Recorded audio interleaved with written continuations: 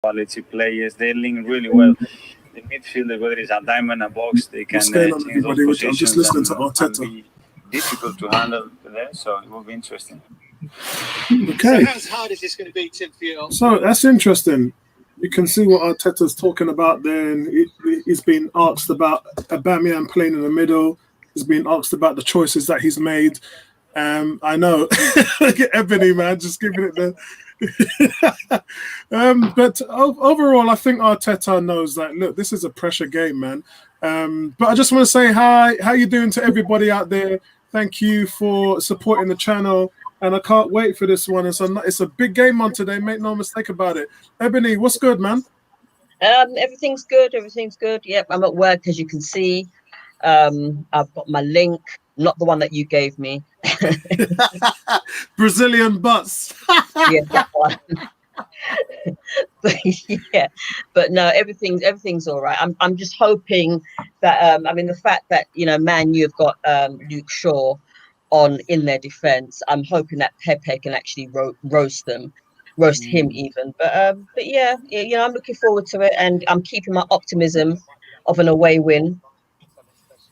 Yeah, that's a lot of optimism considering what we hear today. Right now, it hasn't been done since 2006. I'm a little bit more skeptic than you are at the moment. Nabil, how are you feeling today, man?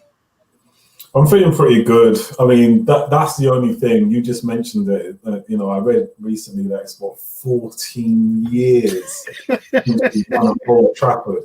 Now, this is diabolical. This is a diabolical statistic. But you know what?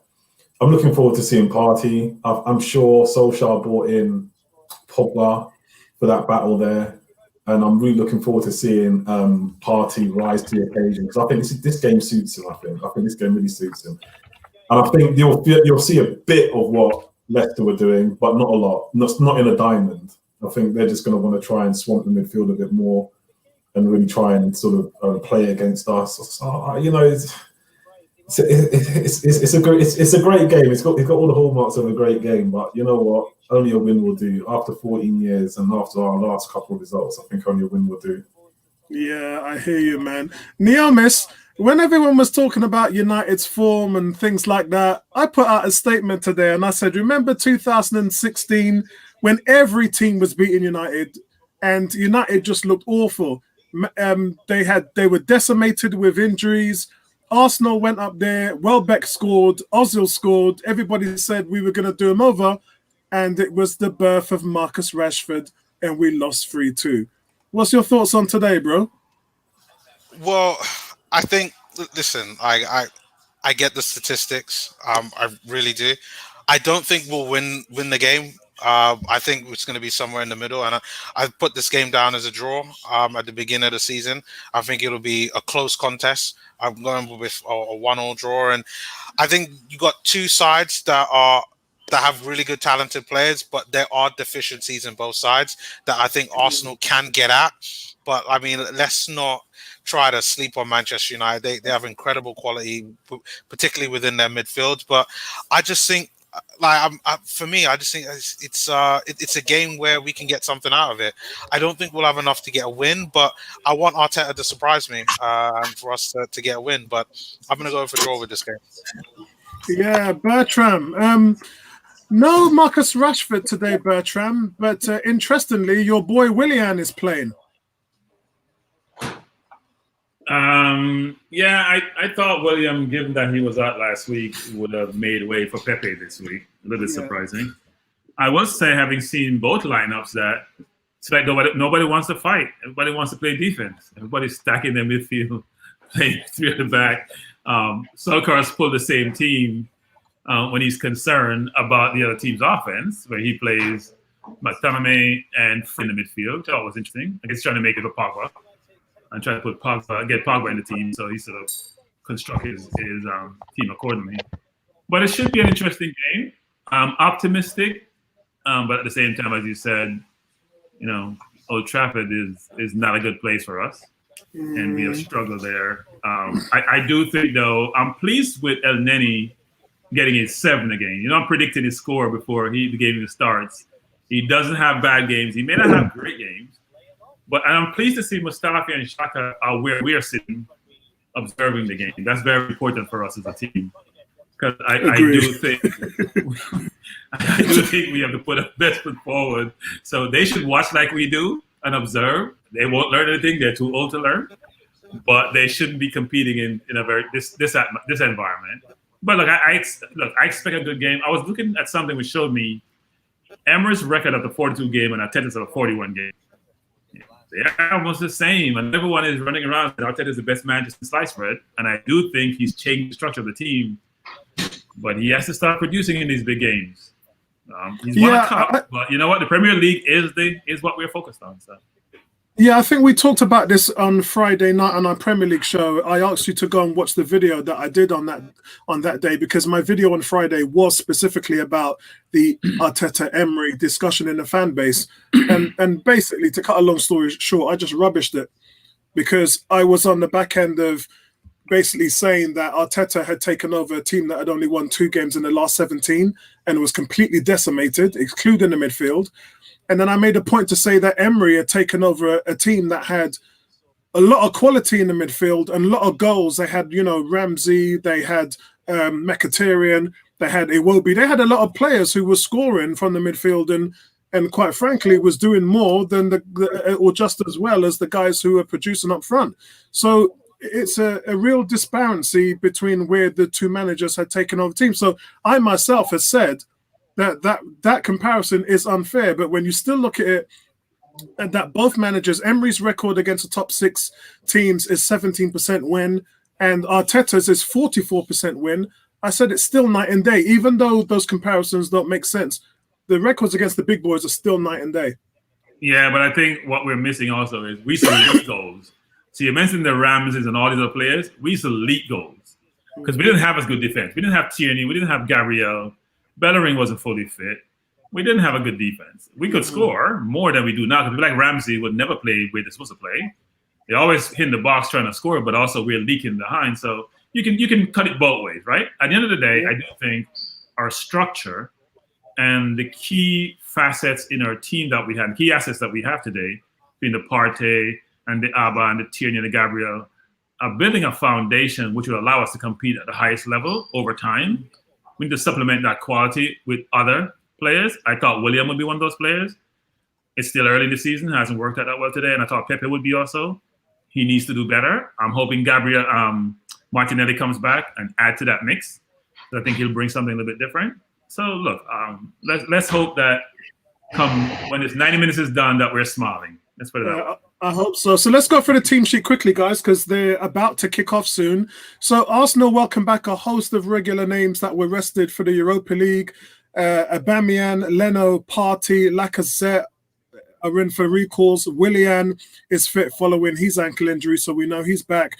Unfortunately, Luiz, Rob Holding, Mari, which is strange. Mari just came back to training 2 weeks ago, and they're saying he has an ankle injury. I think they're talking about the injury that was keeping him out because Callum Chambers is still recovering from his knee injury, and obviously we know Saliba is unavailable. So the team today, guys, is Leno in goal, Bellerin. What's going on here? Hold on a second. Rob Holding, right? Rob Holding, is Rob Holding back? Yeah. It's Leno, Bellerin, Rob Holding, Gabriel Tierney, Saka, Partey, and Elneny in the midfield, and then the top 3 is Willian, Lacazette, and Aubameyang. So it's definitely a 4-3-3. All smart. No, it's 3 at the back. No, it's 3 at the back. 3-4-3. 3 at the back. Saka and Bellerin playing the wing back. Yeah. Oh, that's what I know the game hasn't started, but there was talk from Arteta yesterday in the conference that he wasn't going to go to a back 3. So I'm not sure. Apollo, that's what I said. When I started off and I said, that we've got what we wanted in terms of us going back to a 3 at the back right now. The 4-3-3 that he wants to play, we don't have the players right now to play that, as far as I'm concerned. He done well in playing this system based on what we've got.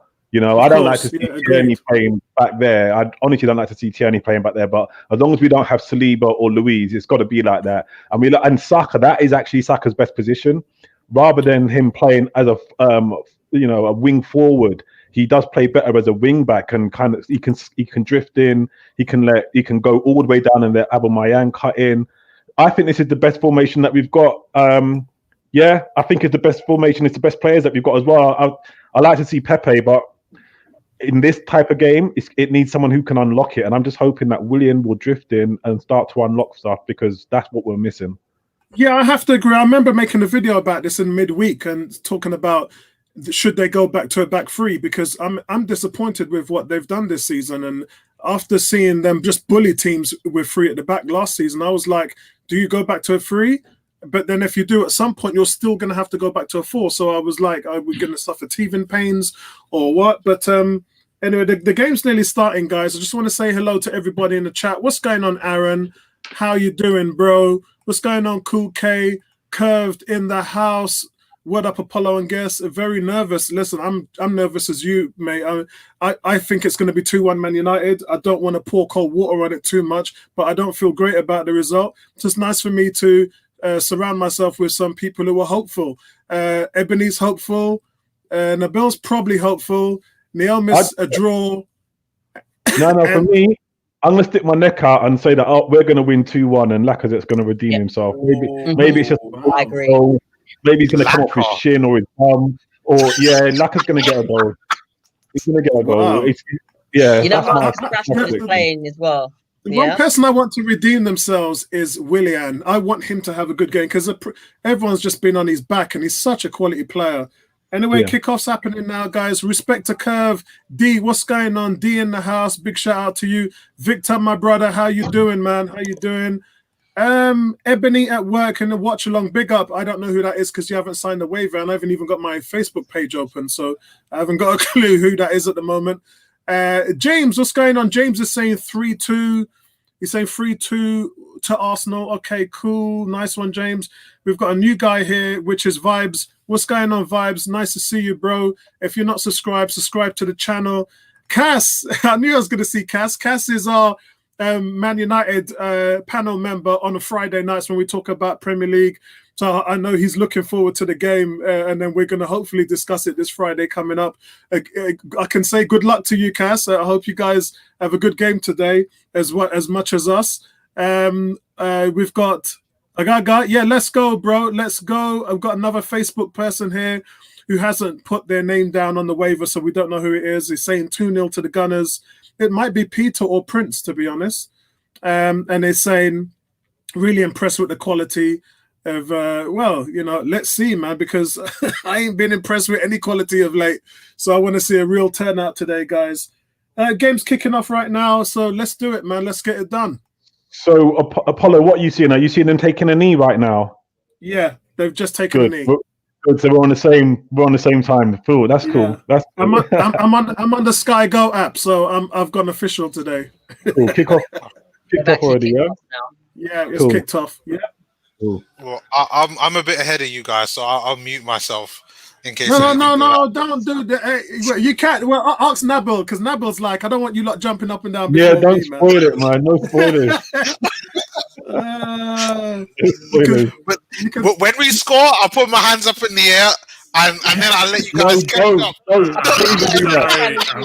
If we're ahead, I will not be able to contain it if we score. No, come on. If we score, I'm going to be too excited. I'll mute myself. But when my hands go up, all right. So you can. I don't want my volume to be too overbearing, so I keep it nice and low so that I can actually look and see what's going on. I don't know where Tony is today. I did track. I talked to Vincey. Vincey, by the way. There's Tony. Tony, what's going on? I talked to Vincey. Vincey's watching the screen. Big shout out to you, Vincey, and he's still with his son today. He's got stuff to sort out with his son. But Vincey is also going to be clock watching the Miami Dolphins game at 6:00 today. Tanking for Tua. I want to know what's going on with Tua in that game. So, Vincey, if you're watching, keep me updated. Tony's smiling. So Tony's going to probably be on the dual screen as well today. Yeah. Bright start by Arsenal. Some nice possession there. Thomas Partey looks like he's playing right on the left, which is kind of weird. Guys, this game is so important. Like I said, even with a win, will only take us to 8th place. Version Top is saying 2-0 to the Gunners as well. So big shout out to you, my friend. Everybody watching, hit a like on this video. What's going on YouTube? What's going on Facebook? What are your predictions for today's scores? And also, if you guys haven't seen the polls, hit me up on them polls on the channel and let me know what you're saying. Them polls, you lot are crazy on them polls this week, man. Crazy on them polls.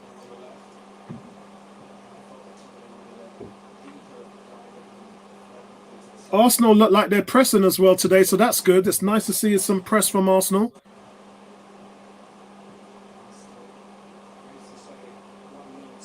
It's really nice to see some press from Arsenal. Vibes is saying Arsenal 3, Man United 1, so he's really looking forward to it today at the moment. So guys, panel members, is Paul Pogba going to turn up today? He's there. Yeah, and I mean, is he going to turn up as in, is he going to have a good game? Hopefully not. Yeah, I second that one. I don't know. I think this game suits him. Yeah, Thomas Partey. Is that Partey? No, that's Saka on the left. In the past, he's done well against us. Mm.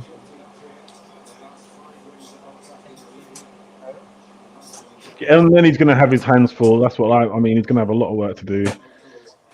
But yeah. I mean, this is an evenly matched game. I think you've really got to watch out for Bruno Fernandes. But we've got more players. The diving, right? Well. Yeah. Greenwood as well. There's a lot of danger players. I mean, for their free and our free, dangerous. If Laka turns up, if Alba turns up, it can be dangerous. If Willian turns up, it can be very dangerous. And when I look at it, if our players absolutely do turn up and their players absolutely do turn up, we still got the edge in attack. I believe that. I think so. They're missing Martial, as I said previously before. That's a big loss for them. He was one of the leading goal scorers last season. Actually, he was dangerous. Exactly. Yeah. Who is that just lost the ball there? Is that Willian? Yeah, it is. Yeah. I mean, Thomas Partey winning the ball back in midfield. Is Bruno Fernandes crying? Is he crying? Because Willian hurt his ear. Oh, poor baby. Yeah, are you crying? William has started off poorly. It's getting annoying watching him play. Hey, Neomis, I'm going to bring up my Tom Hanks. Started off poorly. I'm picking him a little bit ahead of you guys. Are you crying? There's no crying in baseball. There's no crying in baseball. Come on, let's go. Here you go, William. What I mean, this is what I mean about William.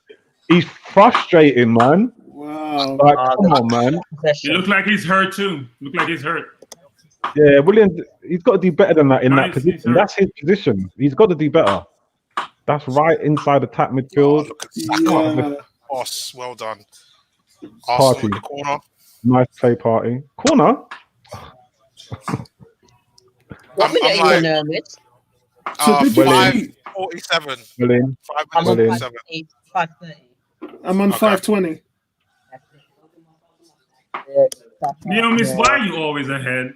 Because he's watching I'm watching it live on TV. He's watching it live on his telly. If I was in the other room, I would be on exactly the same time as him. But I have to be in front of the we get a feed here for this game. We don't get it on live telly. We get a feed. Come on, Saka. You've got to be strong in this game. You've got to be really solid. Good play. Okay, we got a free kick. Yeah, free kick. Nice, man. Was it a free kick? Yeah. Oh boy, William's hurt. Yeah, Willian is hurt. And you know what? No disrespect to him, but I thought that Pepe's done enough to actually be starting in today's game. So I think the reason why you see Willian is because, like we've all said, creativity. Pepe's not gonna unlock a defense. He's not gonna, but Willian can if he gets some time and space on the ball. I think William is there because of the work rate. I don't think it's the creativity. I think Pepe is more creative, actually. I think William is there because about Arteta. I don't know why. Yeah. Arteta just seems to be like, I don't know. He just doesn't seem to see creativity as a problem. I don't know. The corner comes in from Arsenal. It's dealt with very well. And Saka crosses the ball in, and Maguire clears. Yeah. It's out for another corner. Williams. Is Ebony calling free kicks corners? Or no, that's a corner. Sorry, I meant a corner. Sorry, Okay. guys. When you said free kick, I'm like, "Wait, what?" Okay, cool. We're all on the same page then. Right, Willian's taken a corner this time. I'm just trying to mess around with my feet to see. If I can... He took the last one as well. But the first one was better than the second. Oh, that one I was like dog shit.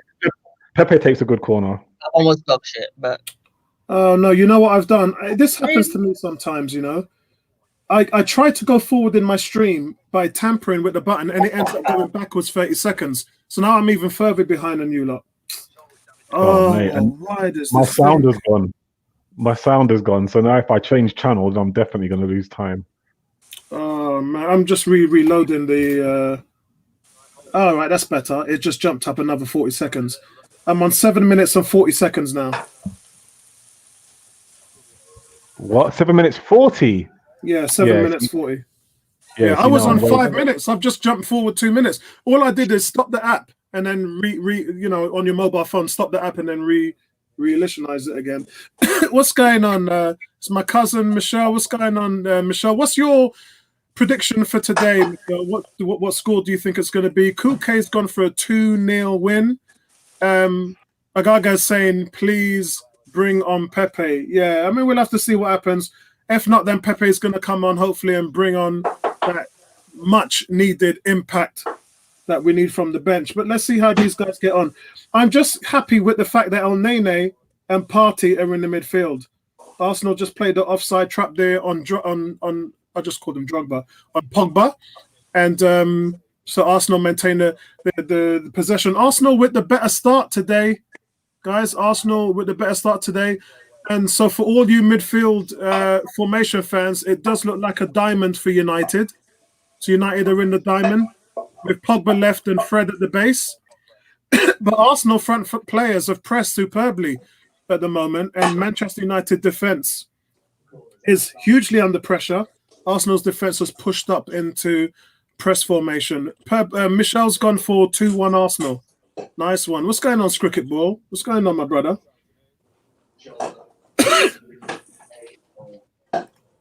What time have you got, Apollo? I've got 9 minutes and 15 seconds. Oh, boy. Yeah, I restarted my app. I was way behind, man. oh, Neomis! Neomis!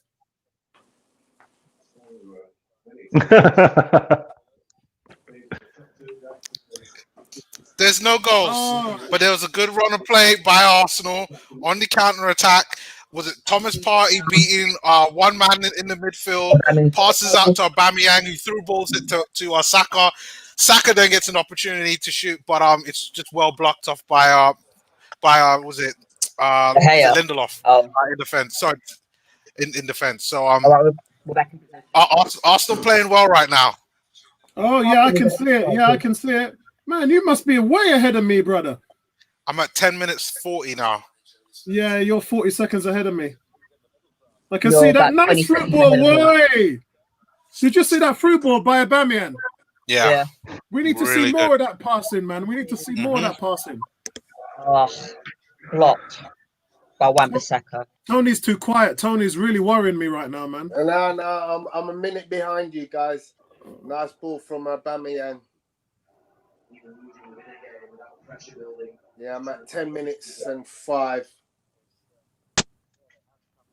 Yeah, I can. It's just not stopped. So that goes down as a chance created for Aubameyang. Daniel, what's going on, man? Hope you had a good birthday week for you, my cousin. And Daniel saying 2-0 to Arsenal today. Version saying no Mustafi, no Xhaka. Bro, listen, I am so happy. That just killed us against Leicester. That just absolutely ruined us against Leicester. So, guys, you just saw that 53% of the game has been played in the United penalty area, and only 13% has been played in the Arsenal half. So, Arsenal dominating at the moment at Old Trafford.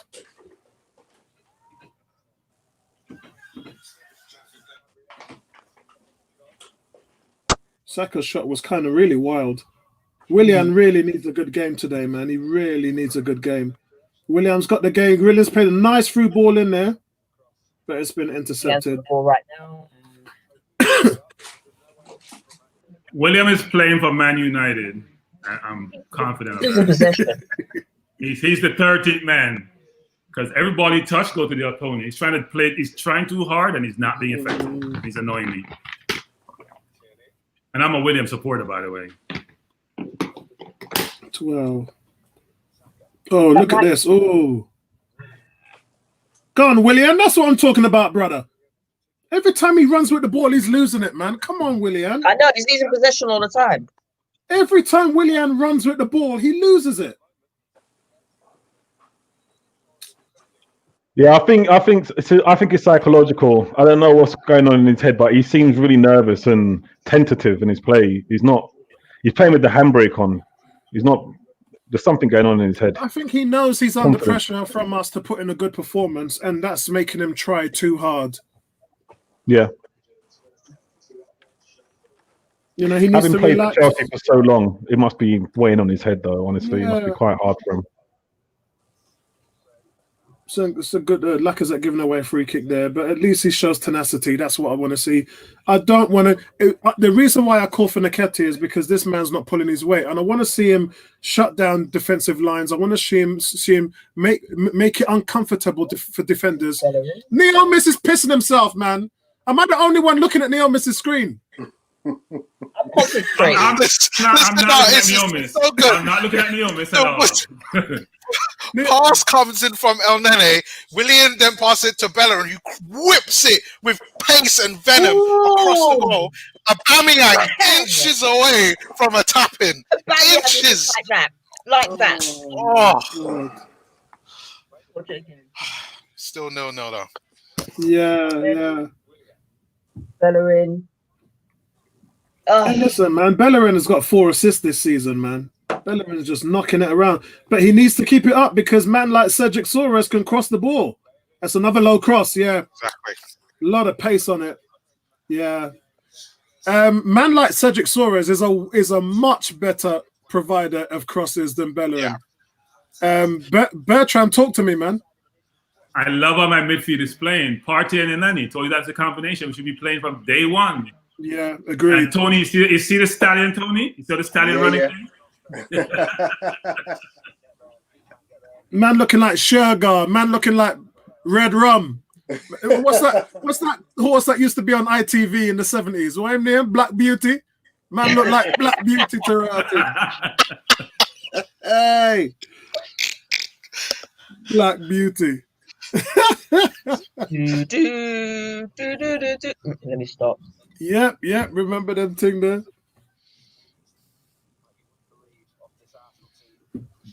Is Rashford trying to? Rashford's gonna get mugged today because Gabriella doesn't play. He's gonna put it on him all game. Yeah, that's the thing. That's the reason why I wanted El Nene in the team, so they got protection. Holding those.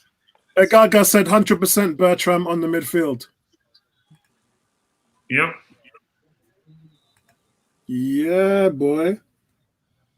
Well, guys, I'm not going to lie to you. I came into this game not feeling great at all, and Arsenal have absolutely dominated the game. They've absolutely dominated the game. I told you, keep optimism. Well, I'm trying. We dominate and put the ball in the net. That's all that. It's great to see Rob Holding on the field. We have to score. It doesn't make sense to dominate and then we don't score. We have to find a way to put the ball in the net.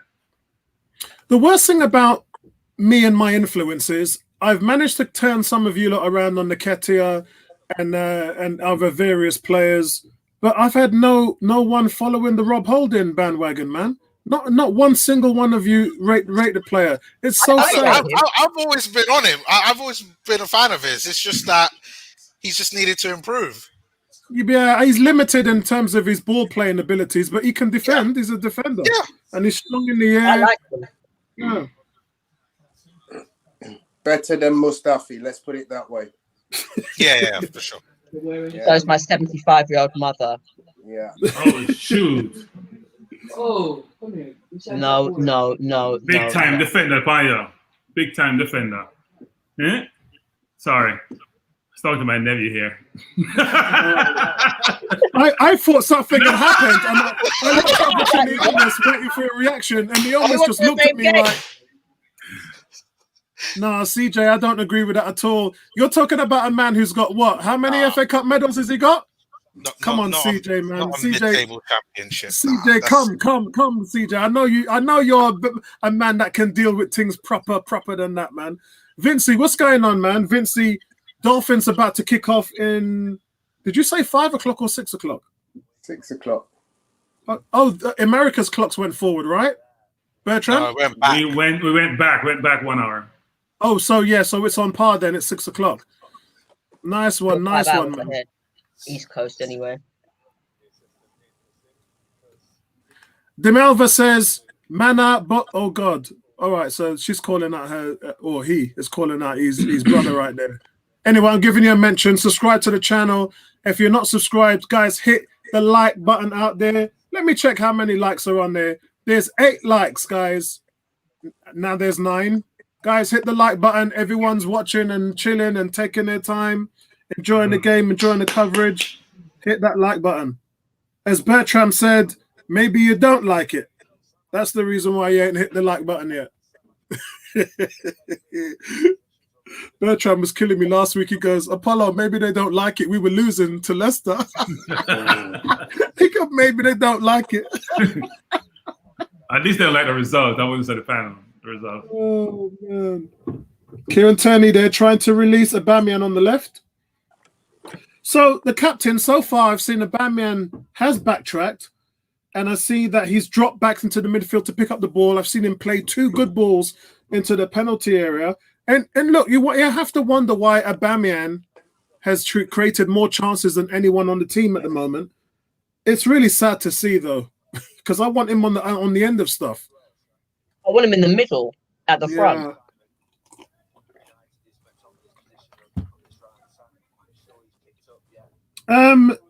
Who shall I point to? Tony, talk to me about the Lacazette watch today. You're on the Lacazette watch. What's man doing? He's being active. That's the first part of his job. Being part of the press. Nothing's really come across him that so far has presented itself as a clear-cut opportunity, but he's part of it.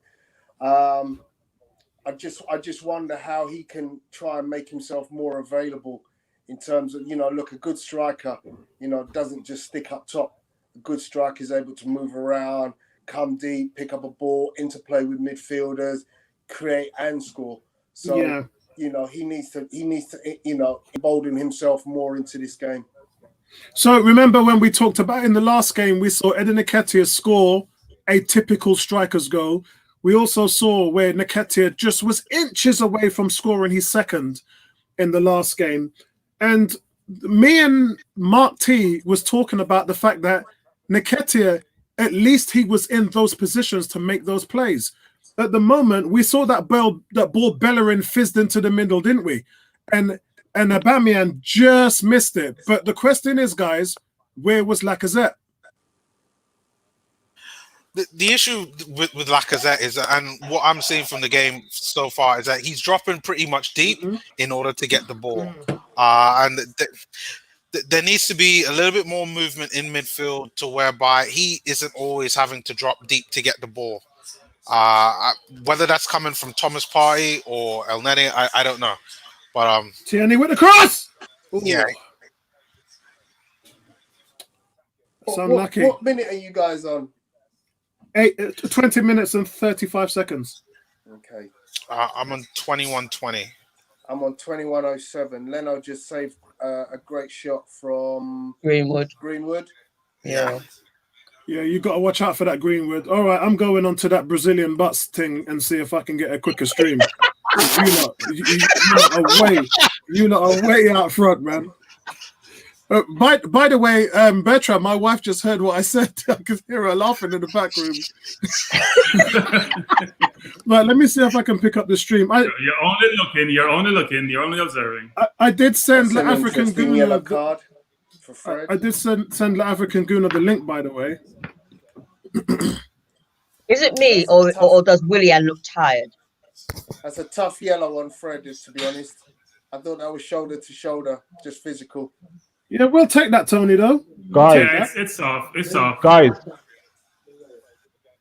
if any of you got a stream, you can put in the link in the private chat. I'll do it now.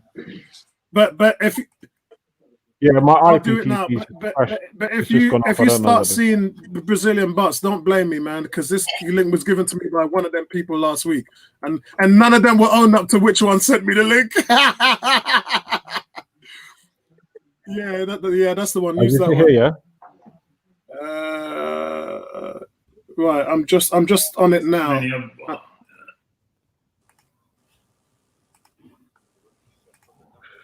Right, Nabo. Man, you starting to press now. Let's see how we handle it. Leno, get it out of there. Shoot, Nabo. That link is about 10 seconds ahead of mine. Okay, that's fine. Press. That works for me. Both teams are pressing now. It should be interesting. Yeah, oh, foul referee. Foul. Oh, come on. Sorry. No. Come on now. Yeah, sorry, Nabel. That link is about 15 seconds ahead of mine, so I'm going to watch it. Yeah, both teams are starting to press. It's a good link, though. More open. It looks good.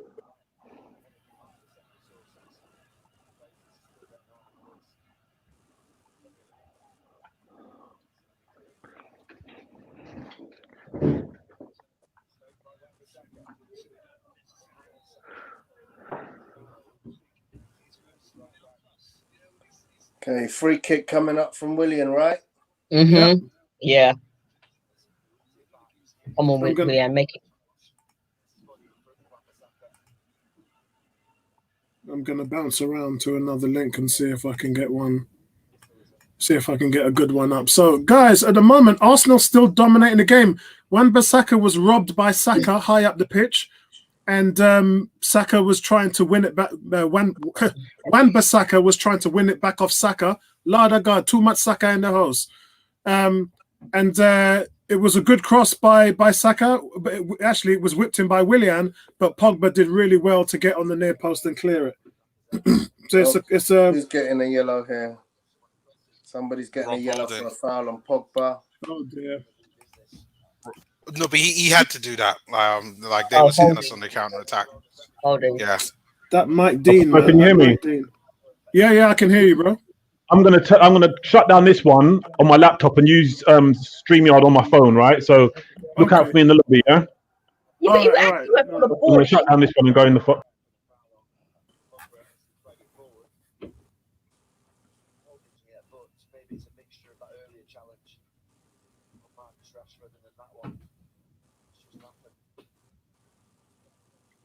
So Rob Holding got booked for that, guys. All right, okay. So United broke. Pogba looked to release Rashford on the left, guys, but he's fouled by Rob Holding. And Mike Dean doesn't even blink an eye. He didn't even waste any time. He just ran up to Holding, showed him the yellow for what I think is a foul. I don't think it was a foul. I don't think it was a foul either. That was ridiculous. He's paying retribution back for the yellow he just gave Fred. Yeah. What's going on, panel? What's going on, Facebook? You guys nervous out there at the moment? I'm not nervous. It's just that Willian isn't playing well for me today. He's allowing himself to be pushed over. Yeah.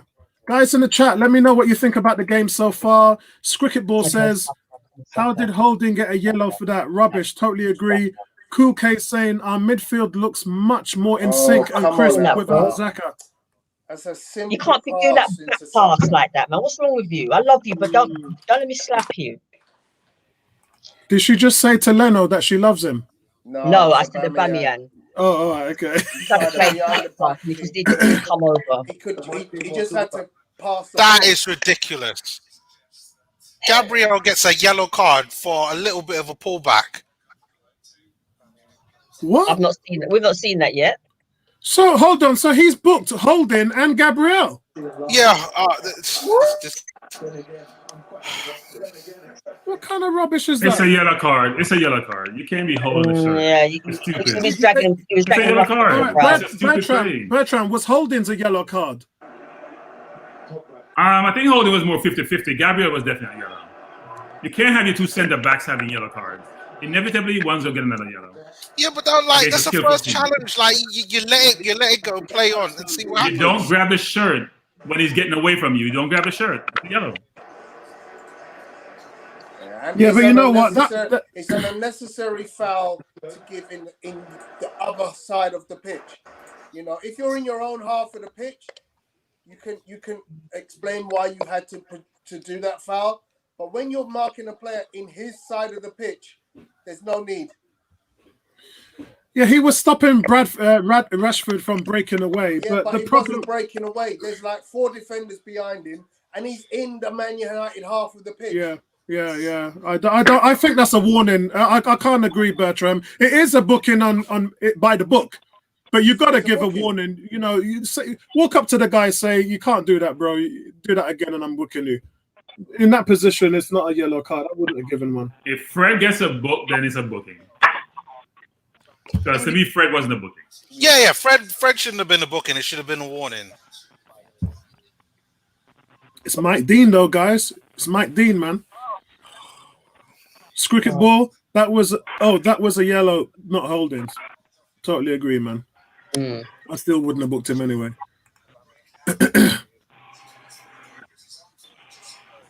Come on, Nenny. Yes, Nenny. Great press by Gabriel. It's better. United are pressing us now. Anybody notice that United are really attacking us on the back line? We're pressing them right now. Yeah. Gabriel's moving so far up the field. He prevented Rashford from turning and hitting us on the break. Yeah. Gabriel's gonna get another yellow. Oh no, that's a Aubameyang. No. Sweet Jesus, help us. That actually deserves a yellow. That was a forward tackle. It was just needless. That's a Luke Shaw. Good interception there by Luke Shaw and Aubameyang.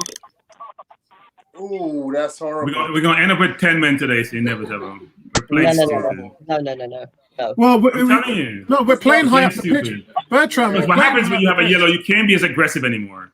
And you can't afford to be tentative in this game when they have skillful players. But that's just a bad tackle. That's, there's no need to go to ground. You got the speed to get in front of the man. It's just a bad tackle.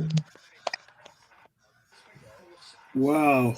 So, Cool K saying our set piece coach is terrible.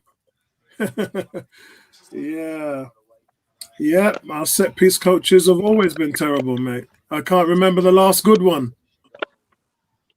That we had. Set pieces, man. I've noticed it's not that difficult. Anytime he gets touched, he thinks he's been fouled. Anytime he gets touched. Oh, that's bad. Oh, yeah. Yeah, Fiona saying United definitely pressing. However, we are coping. True. I'm just going to put a statistic up there for you lot so you can see it quickly. Pressing more, to be honest. Yeah, right. So there you go. Bertram, give me your thought. Actually, no, Nabil, give me your thoughts on that statistic there. What was this? Arsenal have made 31 passes into the final third so far today, and United just 5. So creativity is looking great at the moment. Yeah, I don't like those statistics. Those statistics frighten me more than any others because that's the sort of thing we saw against Leicester. That's the worst thing for me because those teams, that's how they play. They kind of let us have a little bit of freedom, and their chances are more limited, but they take theirs. Yeah. So that's more frightening to me than anything. If we're having so much of the play, in the final third, why aren't we scoring? That's a worry. I'm watching Willian just give the ball away time after time after time. What is going on with him? I think he needs to be subbed at half time. Seriously, he's been so wasteful. Yeah, I'd want to see him come off. I like the way Partey's playing though. Partey's looking really decent. I mean, big respect to Arteta for Partey and Nenny has been good. Yeah. He's been solid. Sorry. You can see. Look at them communicating to each other. And then Nene's ball forward is not only sideways. El Nene just communicated to Partey and told him to swap sides of the field. It's great communication between the two holding midfielders. Yeah, El Nene look at the line really as well. Yeah, look at the line. Look how they're standing in unison together. And look, El Nene always in space to pick up the ball. Oh, nearly a great ball there to Saka in the slip.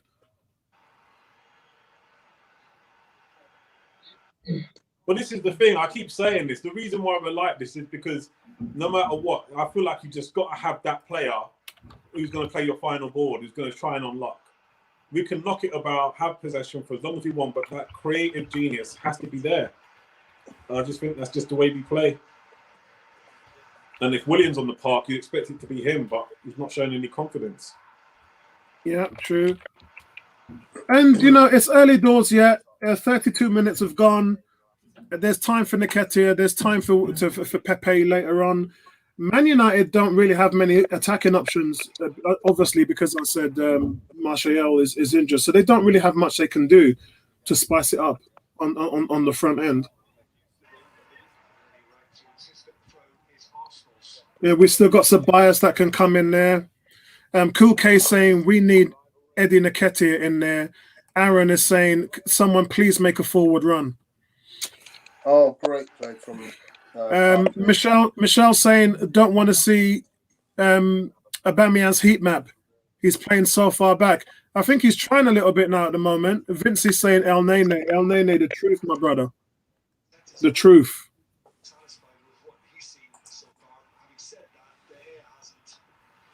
Arsenal doing a better job with the ball. That's a foul, referee. He's not. Oh, now he's blown it. Ball retention is a lot better. Party is what we've been missing, says Version Top. No, I agree. I'm liking the look of Party. I really am.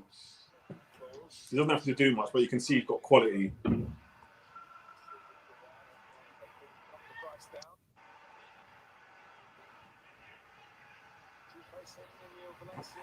You know, the voices are screaming for Eddie Nketiah on now. It's getting louder. It's getting louder.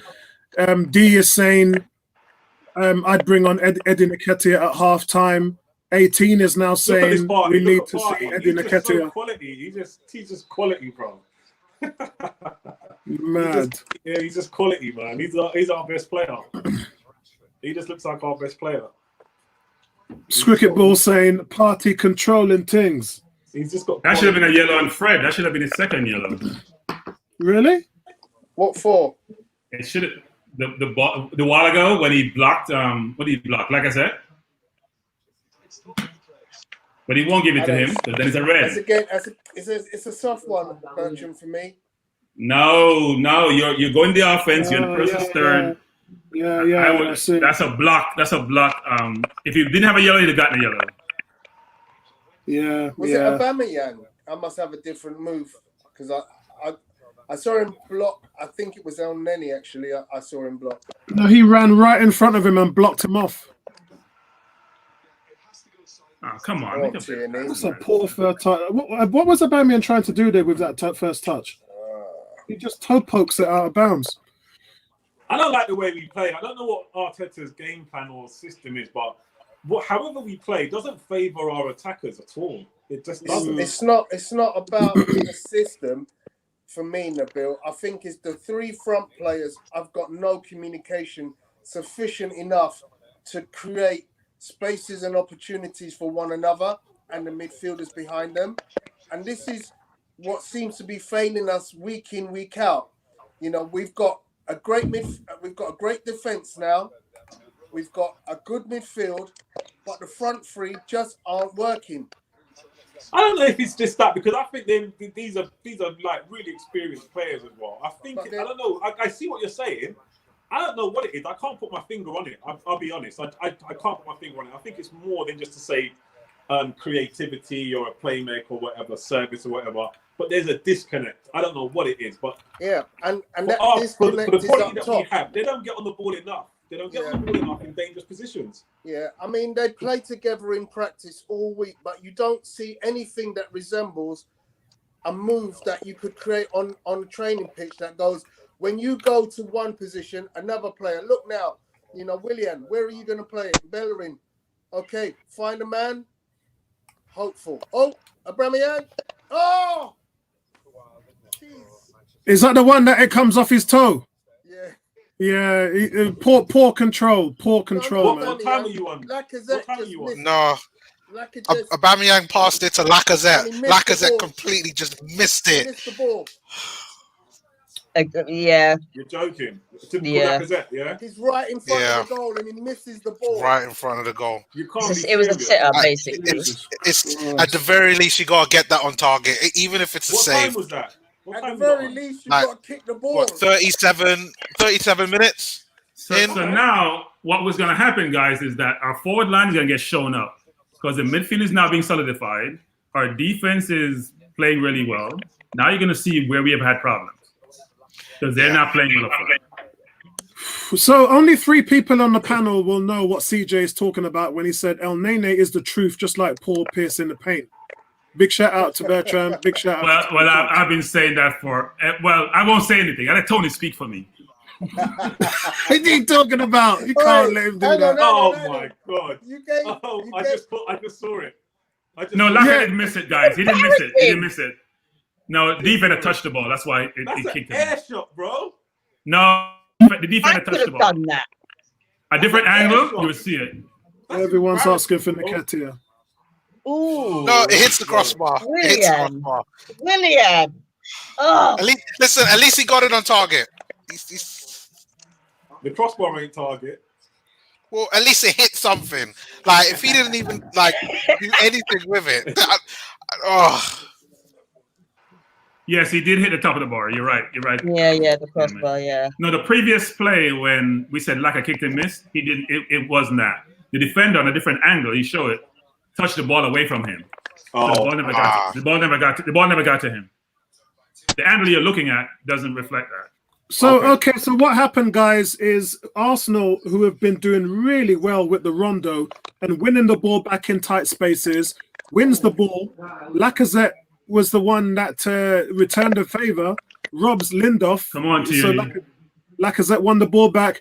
Willian plays a nice 2 with Come on, referee, that's gonna be a foul. And Willian hits the ball for about 25 yards and it slides off the top of the crossbar. Arsenal are getting close. Willian. Here we go. Willian's got a score as well. I'm sorry, bruv. You've got to do better than that. Yeah. He's got to get that on. on. You guys, sorry. Yeah, he's got to get that on. With your quality, you've got to score. I don't even care about the target. You got to look at that. The goal's gaping. I think we'll win this, because the way we're playing, we're just pressing them. Yeah, I agree with. We've got no answers at the moment. I agree with Anwar. Anwar says bring Pepe in, and Boss is saying, "What's going on, Boss? Nice to see you, bro."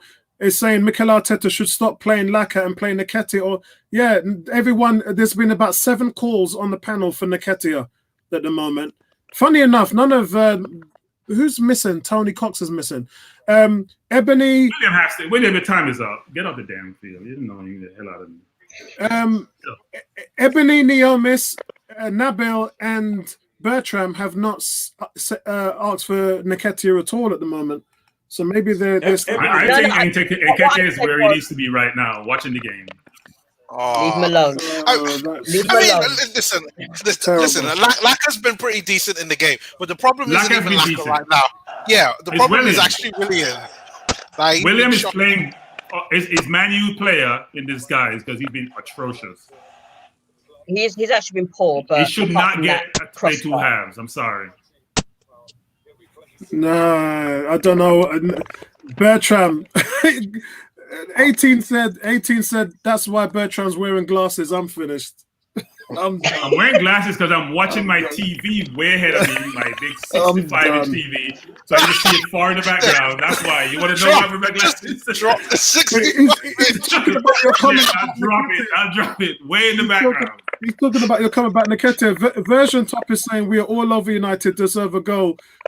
Will you stop doing that, Leno? Can you say that we've had any real clear-cut chances today, though? I don't know. We've hit the bar. We've hit the bar. Yeah. Yeah. Not really, then. Yeah, it wasn't on target, though, Tony. If a goalie makes a save, then I agree with you. Chance, though. No, because the goalie was. And you hit the bar, that's a clear-cut chance. We've been dominant in midfield, and they're going to score some lucky goals, and then they're all going to be perturbed by all this. We gotta we have to score this half. We cannot afford. See, they're gonna get a ball behind the defense. You can see why Arsenal haven't barely scored any goals this season, though. Come on, man. Our front three do not produce enough. But the thing is, because our midfield is playing really well today. Between El Neni and Partey, they're dominating the midfield. I don't see any Fernandes, I don't see any Pogba. They're not in the game. Guys, Arsenal are dominating the game. They've had 2 shots in the whole game and none on target. That's good. None on target. United have had 1 shot and 1 on target. That's the one that Leno saved with his foot. Yeah, CJ, totally agree. Yeah. CJ saying you have to score when you're on top. That's why we got punished against Leicester, bro. I agree with that, CJ, 100%. Yeah. I was sitting here, I can't remember who the other person was, but we were saying that Leicester's going to score when Vardy, it was Mark, I think it was Mark T. And we said when Vardy comes on, he's going to score, and that's exactly what happened. Yeah. Vince is saying Panel seems vexed with our team's performance. Actually, I think the performance is quite good. No. We have played well. Yeah, I think the performance is quite good, man. Opportunity. Yeah. Oh, Saka. Saka should get that. You have to hit the target, Saka. You have to hit the target. That's a good effort, though. Yeah. One thing I will say with our front three, that I want to put it out there.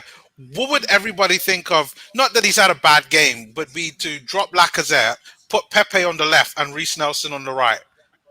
Yes. With Aubameyang up top. Is Reece on the bench? I don't know. Reece is on the bench? He is on the bench. Is he on the bench? I don't think so. General. You mean in general? Just in general. Because for me, I feel like our front three is the issue. We do need creativity, but we need to service Aubameyang. And for me, Pepe being on the pitch is one. And then on the right side, because you can't have Laka on the right, for me, it would have to be our only other real winger would be Reece. With the rest of the players as it is right now. 3-4-3. Saka in there as well. He can move around. Guys, make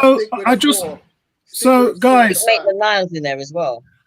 So guys, there's someone in the game that we've not really mentioned. I think I've mentioned him once. None of you lot have mentioned him so far. He's made 3 chances today. He's created 3 chances today. Hector Bellerin. Yeah, no, he's been good. A good game. He's having a good game. All right. He's been all right. He's actually in recent weeks. I think he's showing us, better signs. You could have had another 2 assists today, Tony. Yeah, absolutely. He's actually even gotten into position. Yeah, well, that's what I'm saying. He's playing so advanced right now. Yeah. For you guys who missed that, it was a free header for Saka, and Saka just heads it over the bar. He has all the time in the world. And he doesn't get it on target.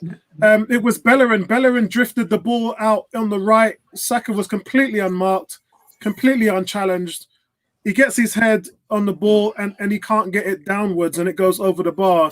Real wasted chance there. I mean, Bellerin I was going to say Bellerin has been getting himself in some really good advanced positions. There was one incident whereby Willian chose to cross it, but Bellerin was making a run on the outside, and he could have fed him in to at least try to make a shot there. I mean, his runs have been pretty good. We should be using the right side a little bit more because it's making us a little bit more predictable.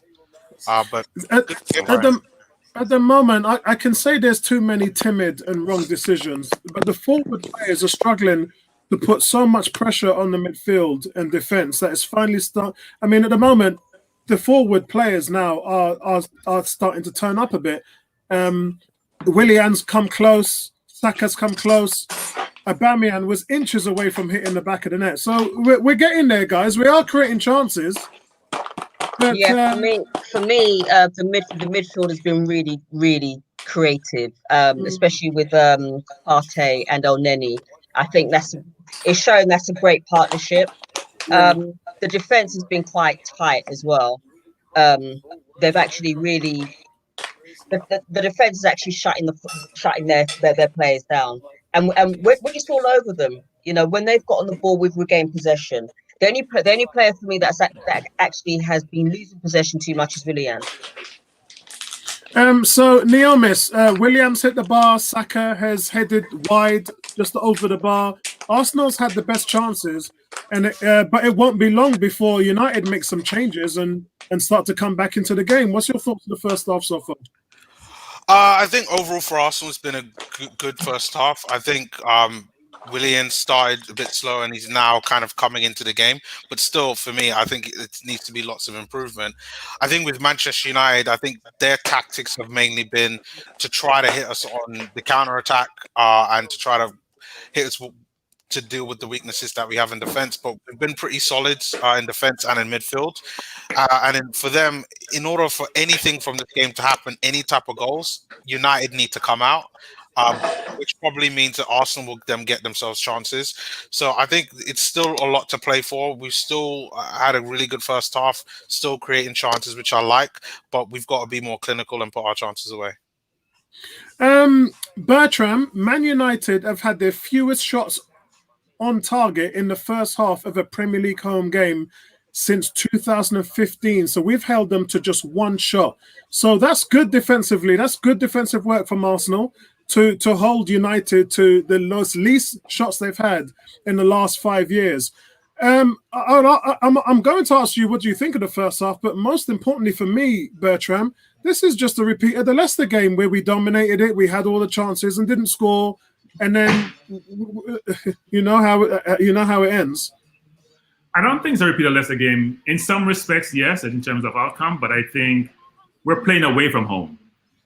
So that's totally different, right? We don't play well away from home. Forget about the really terrible record we have away from home. We don't play really well from home, and we're doing that really well today. We're dominating away from home at Old Trafford. For a team just beat Leipzig 5, beat PSG in Champions League, beat a Newcastle team, which is halfway decent, by 4-1. So we are playing really, really well because Arteta has picked almost the right team. And I said almost the right team because I wouldn't have started William. He was sick last week or injured. Yeah. And it's showing in his play that he's trying so hard to produce that he's overcompensating for that. I do think we think about the half. I'm not sure what Solskjaer is thinking. He's gone really negative and defensive in terms of setting his team up. He only has 2 up-front players. And he's trying to play counter at home. We're not Man City or Liverpool, so I'm not sure why he's playing that way against us, unless he respects us that much. And he doesn't want to get beat because both managers don't want to lose this game. They'll walk away with a draw just in terms of appeasing their fan base and appeasing the pundits, but they don't want to lose and they're playing accordingly. I think we're playing more on the front foot, frankly. I think what it's showing, though, is showing up our forward line. There is no sustained interplay between our forward players. Like I said, William Aubameyang, you see that interchange that you see with Chelsea, interchange you see with Liverpool. Yeah, I think we have seen. I think that's been better today, Bertram. Not like it should be though. So Laka drops really deep, and I think that's a strategy employed because Laka is good on the ball. He drops really deep because he wants to play in those 2 players, but that interlink to then get a shot on goal is not as prominent as it should be. We do have to figure out how we can get those players maximizing their capabilities when they play, because right now it's not materializing as we would like. But I would say, if there's any Arsenal fan who's not pleased with the first half, then I'm disappointing in them because it's not easy to go to Old Trafford. I know teams like Crystal Palace are playing well, but they've been playing well of late and been dominating the first half. It's not like we're just, playing good in spurts. We're dominating the first half. They haven't done much. And my prediction has come through, which the great El Nene, and I'll gloat about this, the great El Nene, because I see quality when my eyes tell me rightly. And since his return from Turkey with his confidence, he doesn't lose the ball. He drives the ball in midfield. He doesn't feel pressure. And Partey has that La Liga PL type capability. He can play in close spaces and play the ball in tight spaces, no feel the pressure. But he also has outlet passes. So I'm extremely pleased with the first half. But outcome is most important. We cannot afford to give up some lackluster goal like we normally do. And we're playing well. Let's sustain this, but let's put the ball in the net. At the end of the day, all anyone's going to remember is the result. Tom Aston, good to see you on here. We're talking about that. Man United have only had 1 shot, which is the fewest amount that they've had in 5 years. Willian's hit the bar. Saka's free header, by the way, because Wan-Bissaka didn't even jump. and challenge him. Just gone over the bar. So Arsenal, clear-cut chances, just like Leicester last week. What's your thoughts for the first half, mate? This is, I mean, we've been top drawer today. The pressing's been amazing. United have struggled to get out and beat our press. And then actually our passing at the back has been brilliant as well. We've beaten their press really well. We've counter-attacked them when we've had to. We've looked solid as a unit, but I'm really scared that they're just going to get a 1-0 today. Yeah, that's why I mentioned Leicester. Yeah, because we were brilliant first half against Leicester as well. I think people were too harsh on us after that game. We played well. Willian, when he hit the crossbar, I thought that was in. Saka's header, you know, we've had the moments to take the chances, and if we play like that in the second half, I'm hoping one of them will go in.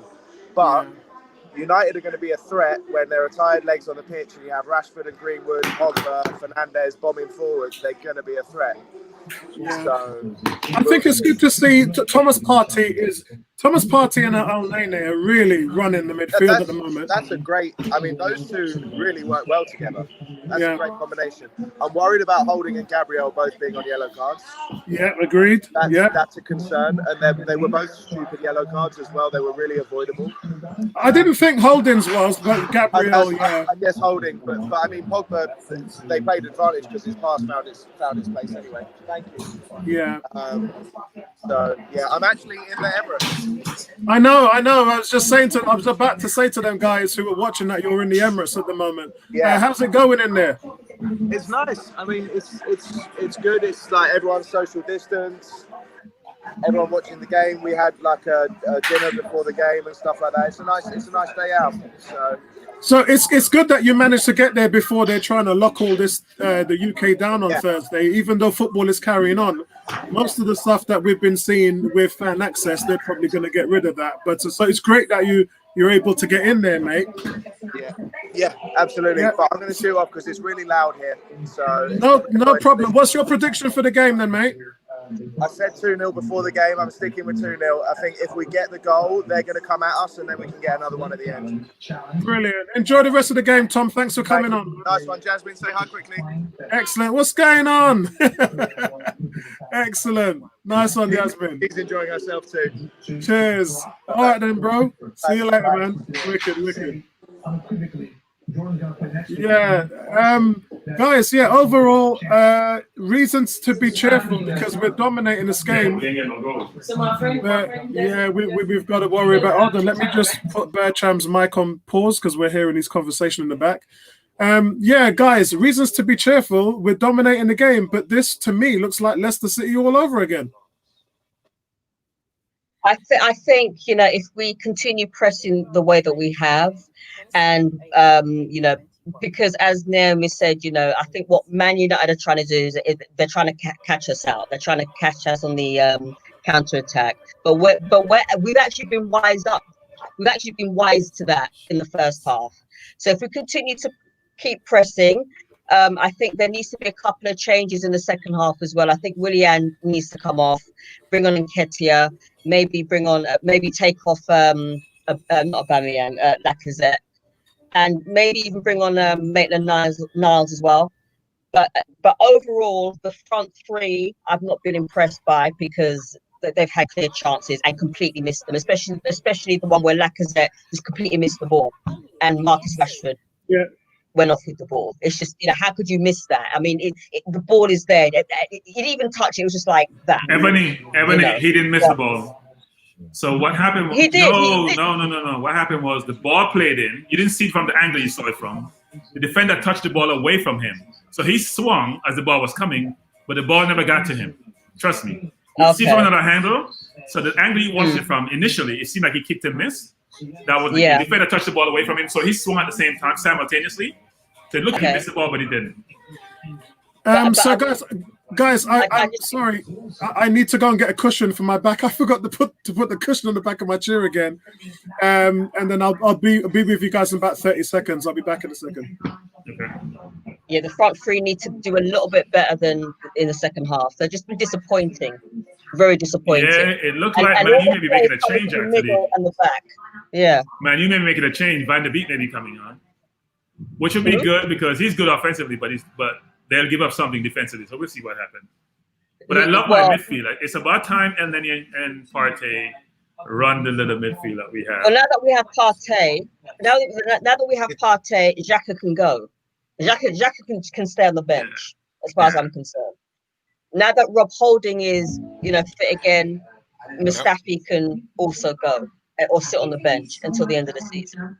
So, I would agree with those two, actually. I think those are good changes. And we look I'm only concerned about Gabriel because he's very aggressive.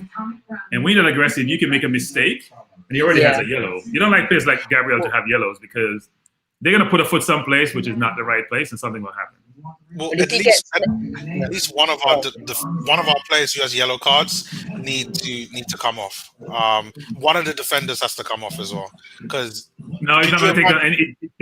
He can't afford to take off Holding or Gabriel. That's a problem. That's why you don't want to get yellows. But both of them have yellows. If he takes off Gabriel or Holding, then who's he going to bring on? Mustafi? Yeah, that's the thing. Mustafi on the bench. Yes. Yes. Okay. I know. That's what we all say. Mustafi isn't the quickest. He's not the brightest when it comes to tackling. He's one of these players that waits for a player to go past and then he decides to run. So the thing you have to remember is we have 10 centre backs at the club, but only 3 are fit. Yeah. Only 3 are fit. So he hasn't got choices. He's playing what he's got. Oh, Tony, by the way, I hate to rub it in, but I thought about you today after Danny Ings' goal. It just crossed my mind. That's all I was saying.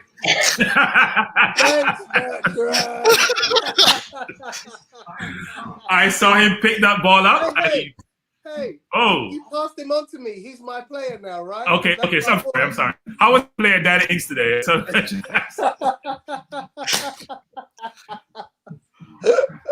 all Martinez did was turn and pick it up in net. I mean, Martinez had a tough day, but he couldn't save any of those goals. Those were ridiculous goals. Yeah, I need to watch that game. Oh, Ward Krause and his free kick. Yeah, his free kicks are ridiculous. Okay, what's the bet that there's been no changes? We don't make changes at halftime. This is Arsene Wenger's disciple. He makes changes in the 70th minute, unless he's really losing really badly and he brings on someone in the 60th. But he's not making a change at halftime. Man U will make a change though. They have to. The passenger plane flight 716 shockingly vanishes. 2 brilliant investigators search for the truth in this kickoff original drama series. Full episodes of Departure are available. Yeah, Man U may have 47% possession, but they're all in their own half and way down the field. They're not effective possessions actually. All I'm worried about is Man U catch us on the counter. That's what I'm worried about. Yes. Because they will score.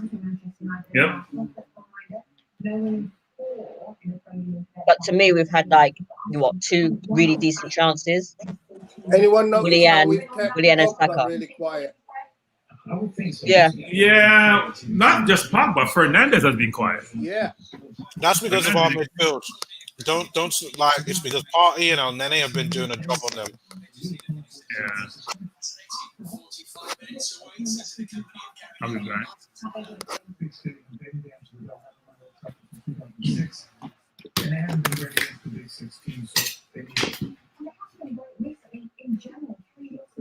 I bought the that away top, the one that we're wearing. I think I probably have El Nene on the back. So we're about to kick off the second half, and we're off. Second half, Man U are kicking off.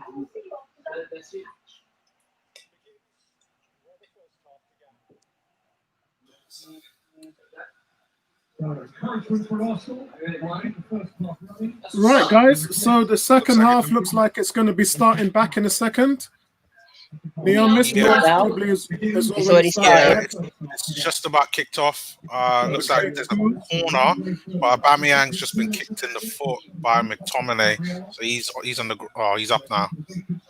And no yellow card.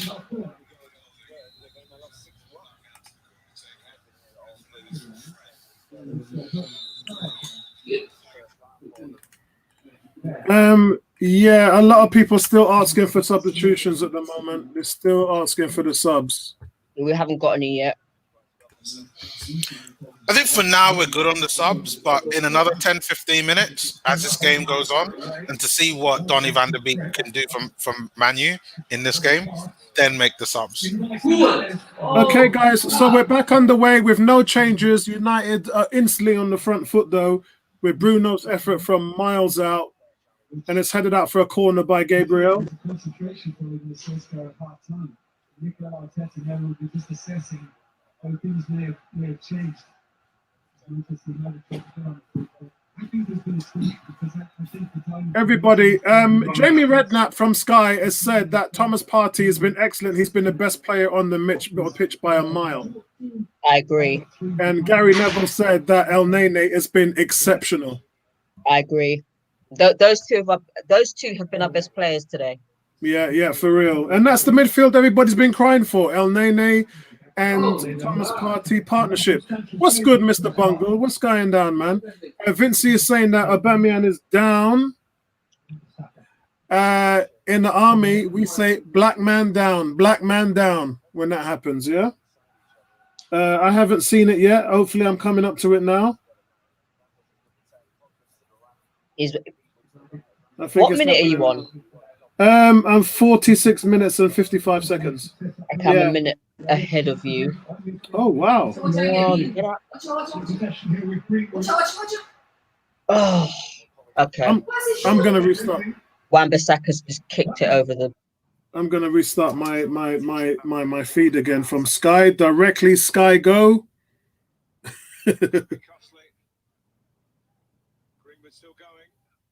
Right, that's better. That's improved it. Did that come off of one of our players? No. Right, so I'm on now 47 minutes and 30 seconds. Hold on. Did I just go forward or backwards? Oh God. Ebony, where are you now? I'm on 47:55. Oh yeah, good. I've caught you up then. I'm on 48:09. Jeez, Tony. I can't even see where Tony is. Tony, your screen's black, bro. I'm eating food. Oh, you're eating food. You know, I got some West Indian pumpkin soup with mutton and everything in it. I can smell it, but I can't eat it at the moment, man, because I'm on here doing this. But I can smell the food now. It smells sweet. Vincey's saying he's back up now, man. Vincey's saying he's back up. Vincey must be well back. He must be well back. And I think he's quite forward. Vincey's probably watching the Sky feed. He's probably watching it straight from the TV, like Neomis. Maybe I should watch it on Sky. No, better not. I'll just leave it as it is. I'm on Sky Go, and I'm on 48 minutes and 30 seconds now. I'm on 48:50. Yeah, so mine's slightly better. I was a minute behind you, but now I'm on 15, 20 seconds. So it's not too bad. Michelle is saying, you guys are well behind. I'm about 10 seconds ahead of Tony. Yeah, Michelle, that's because my main television in the front room, where it's way ahead, I have to watch it on the app because I'm in front of my PC. So it is a little bit of a drag, but at least it's worth it. At least I can see. You know what? They can't handle Saka, you know. Saka's just too much for them. Saka is far too much for Wan-Bissaka. So imagine if we had Pepe on the other side now. Yeah. Sure. Nobody can say Willian ain't getting a chance, though. Leno, don't piss me off today, please. Right. Okay, so guys, there's changes for Man United. Man United has now put Fernandes at the number 10. So United have changed to a 4-2-3-1. So they're looking to push up. They're going to be attacking more, looking to push up now to try and take this game and see if they can win it like Leicester did last week against Arsenal. Arsenal with the press, and it's a good press. It's nice pressure there from Thomas Partey. Thomas Partey came in on Bruno Fernandes and just hit him like a truck. That's what you want. And we now have a free kick. Thomas Partey just blew up Bruno Fernandes in the midfield.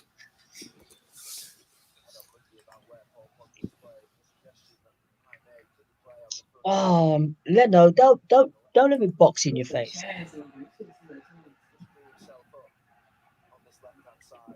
Ref, get out the way, please. Yeah, and Anwar saying referee just blocked our advance. Someone's blowing their nose there. We can hear it on the microphone. Bertram, you probably missed what I said. They've moved Fernandez to a number 10, and United have changed formation to 4-2-3-1. You can start to see now that's going to bring in Greenwood a little bit more into the game. And United are looking to see if they can steal this one in the second half. They may create more opening for us, because then they're attacking more. So, yeah. Come on, Pogba. Saka can't lose the ball there. Daniel's gone. Oh! Daniel's done it. Naomi is actually. Naomi has just wet himself. Oh, Lacazette steals the ball from Fred. He's on the run, passes it to Aubameyang. Okay, Aubameyang tries to curl it. So close. Oh. We are getting so many chances. We're getting too many chances. We got to put this away. But that's at least encouraging that the two front players were able to combine to create an opportunity. That's what we need more of. Inches. Yes, but good play by Lacazette there. He's just trying to use Lindelof as a shield. If only it. See, it hit the defender actually. Is it a corner? No. That should have been a corner. It should have been a corner. They didn't give it should have been a corner. It should have been. Well, yeah, I'm looking at the replay now. It should have been a corner. That's a miss by the linesman. That's a difficult one to see there. It's a hard one to see there. United being so progressive now in this new formation. Rob Holding does really well to take the ball off Pogba there. It's well played by Holding. Anwar's just saying Bama just missed.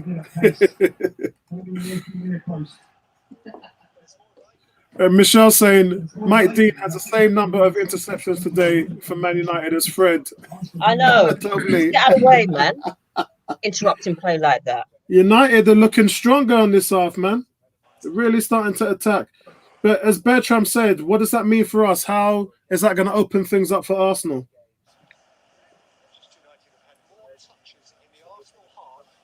This looks more like the Man United side that we're accustomed to seeing. United now just dominating possession, passing the ball around. Arsenal actually happy not to press at this point. Oh, Lacazette, come on, control the ball. Commentator just said, Man United have had more touches in this first 10 minutes in the Arsenal half than they had in the entire first half of the game. Yeah, that's right. Yeah, Arsenal dominated the first half. United, it's all United right now. Yeah, they needed to get some possession.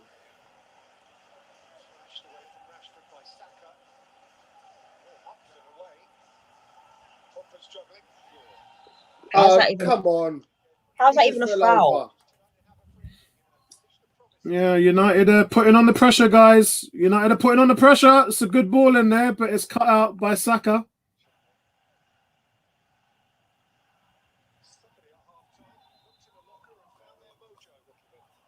Looks like that's a foul on Pogba by Bellerin. He didn't even touch it. That's a dumb foul because he's not going anywhere except the opposite direction. Yeah. So why would you touch him? Yeah, he's put both of his hands on his back, and actually, it's not even a foul. He didn't even push him over. It's not even a foul. Yeah, it's not a foul. You can't do if you put your hand in, he's going to call a foul. It's So not he a fell. foul, So. Ooh. Oh, Whisker. Jesus Christ. How has Maguire got all that space? You know what I mean? Guys, United are knocking on the door because Arsenal couldn't get it done in the first half. You can't let Maguire have that amount of space. He's the one player. No, because and then he's marking on the wrong side. The fundamental thing about marking, keeping your boxes, you mark on your goal side. You don't mark on the opposite side. This is Leicester all over again. This is Leicester all over again. The difference is how are we going to come out and play? Because against Man City and Leicester, we were non-existent in the second half. We didn't even turn up. Manchester United now stated their intent having that second half possession. Yeah, looks like United are gonna create the better chances now. They want to win this game. They're attacking, and that's a terrible ball by Tierney. I mean, what was that? What on earth was that to Aubameyang on the left? He didn't have a pass. Like, he didn't have a pass. He has to get an outlet. You gotta create. We're just giving the ball Actually straight had back an to inside United. ball to Thomas Partey, but he went for the more forward pass. Arteta's frustration, you can see it on his face. Turn out. Good. Look how tidy El Nene is, man. Always.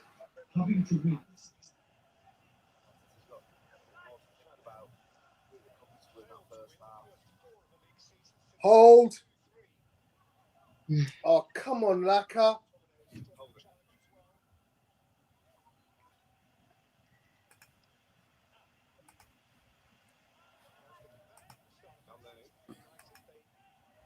Yeah, it's a game of two halves at the moment, and we have to see what Arsenal can do here. Lacazette really trying to hold up the ball against 3 red shirts. Lacazette's got 3 red shirts around him. He should have laid the pass off. That's what he should have done. Yeah, he should never have held it. He should have passed. That's it. That's better. You got to give and go. Let the ball do the work, man. There we go. Nice. That's what Elneny. That's what Wenger ball is all about. Let the ball do the hard work.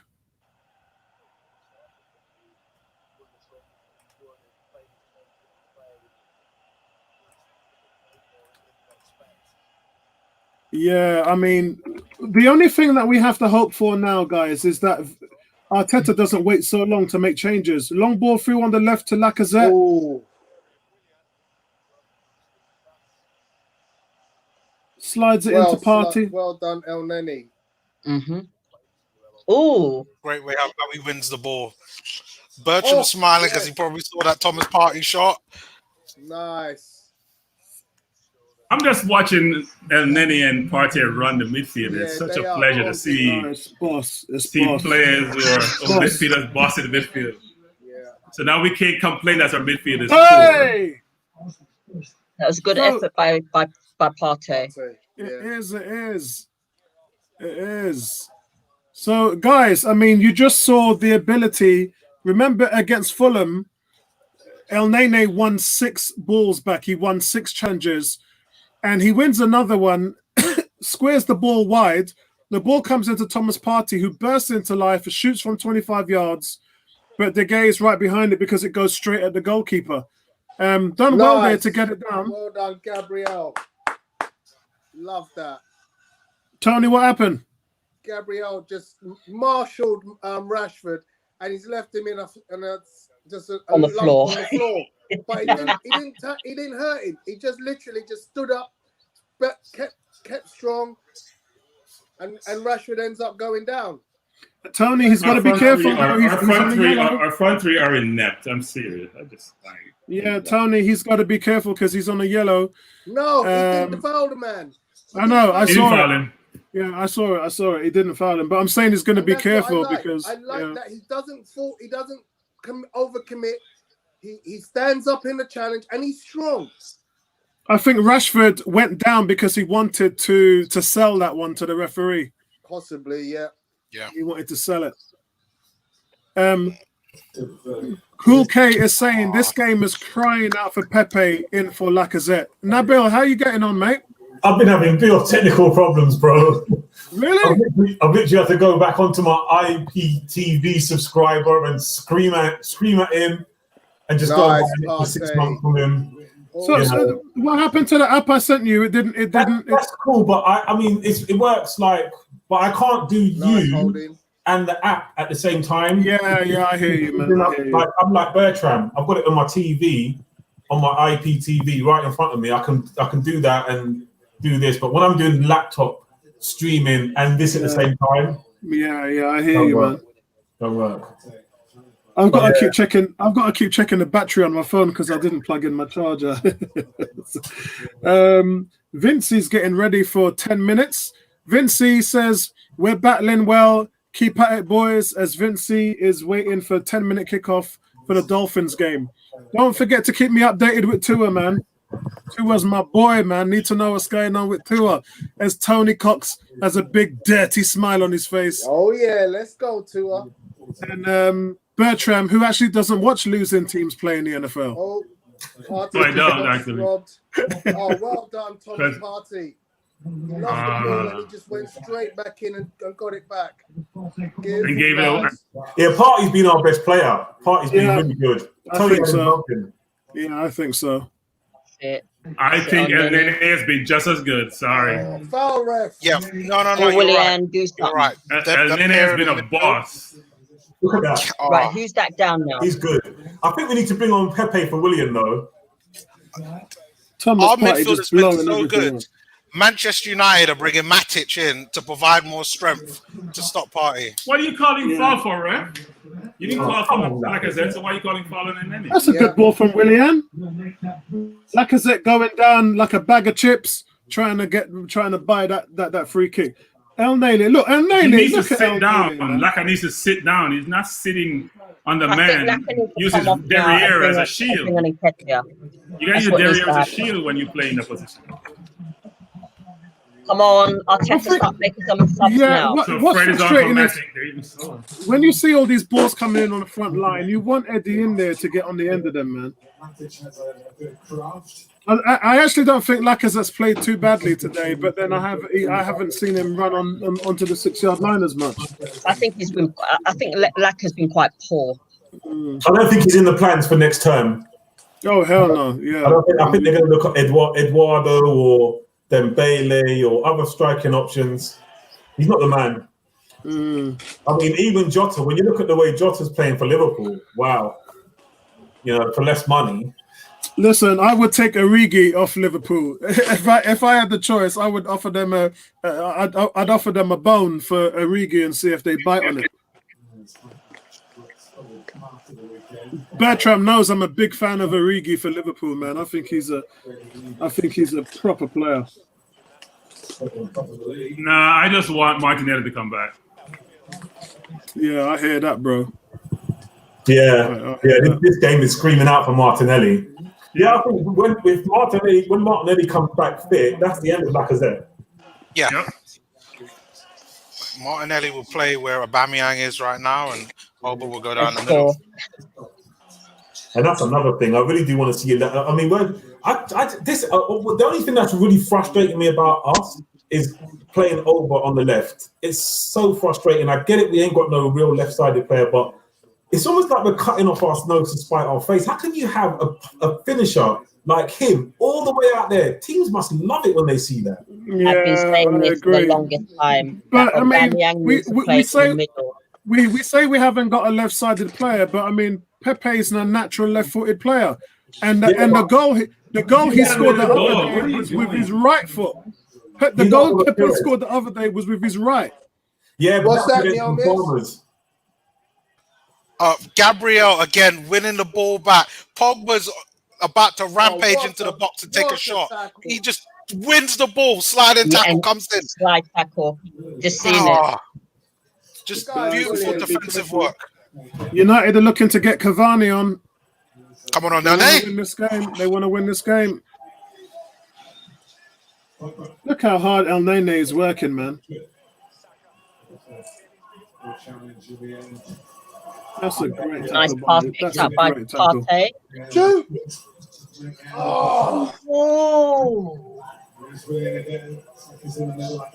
Knocking on the door again. Who? Shot is saved by De Gea. Tierney. Elneny comes in. Tierney crosses it. It's a shot, I think. Elneny tries.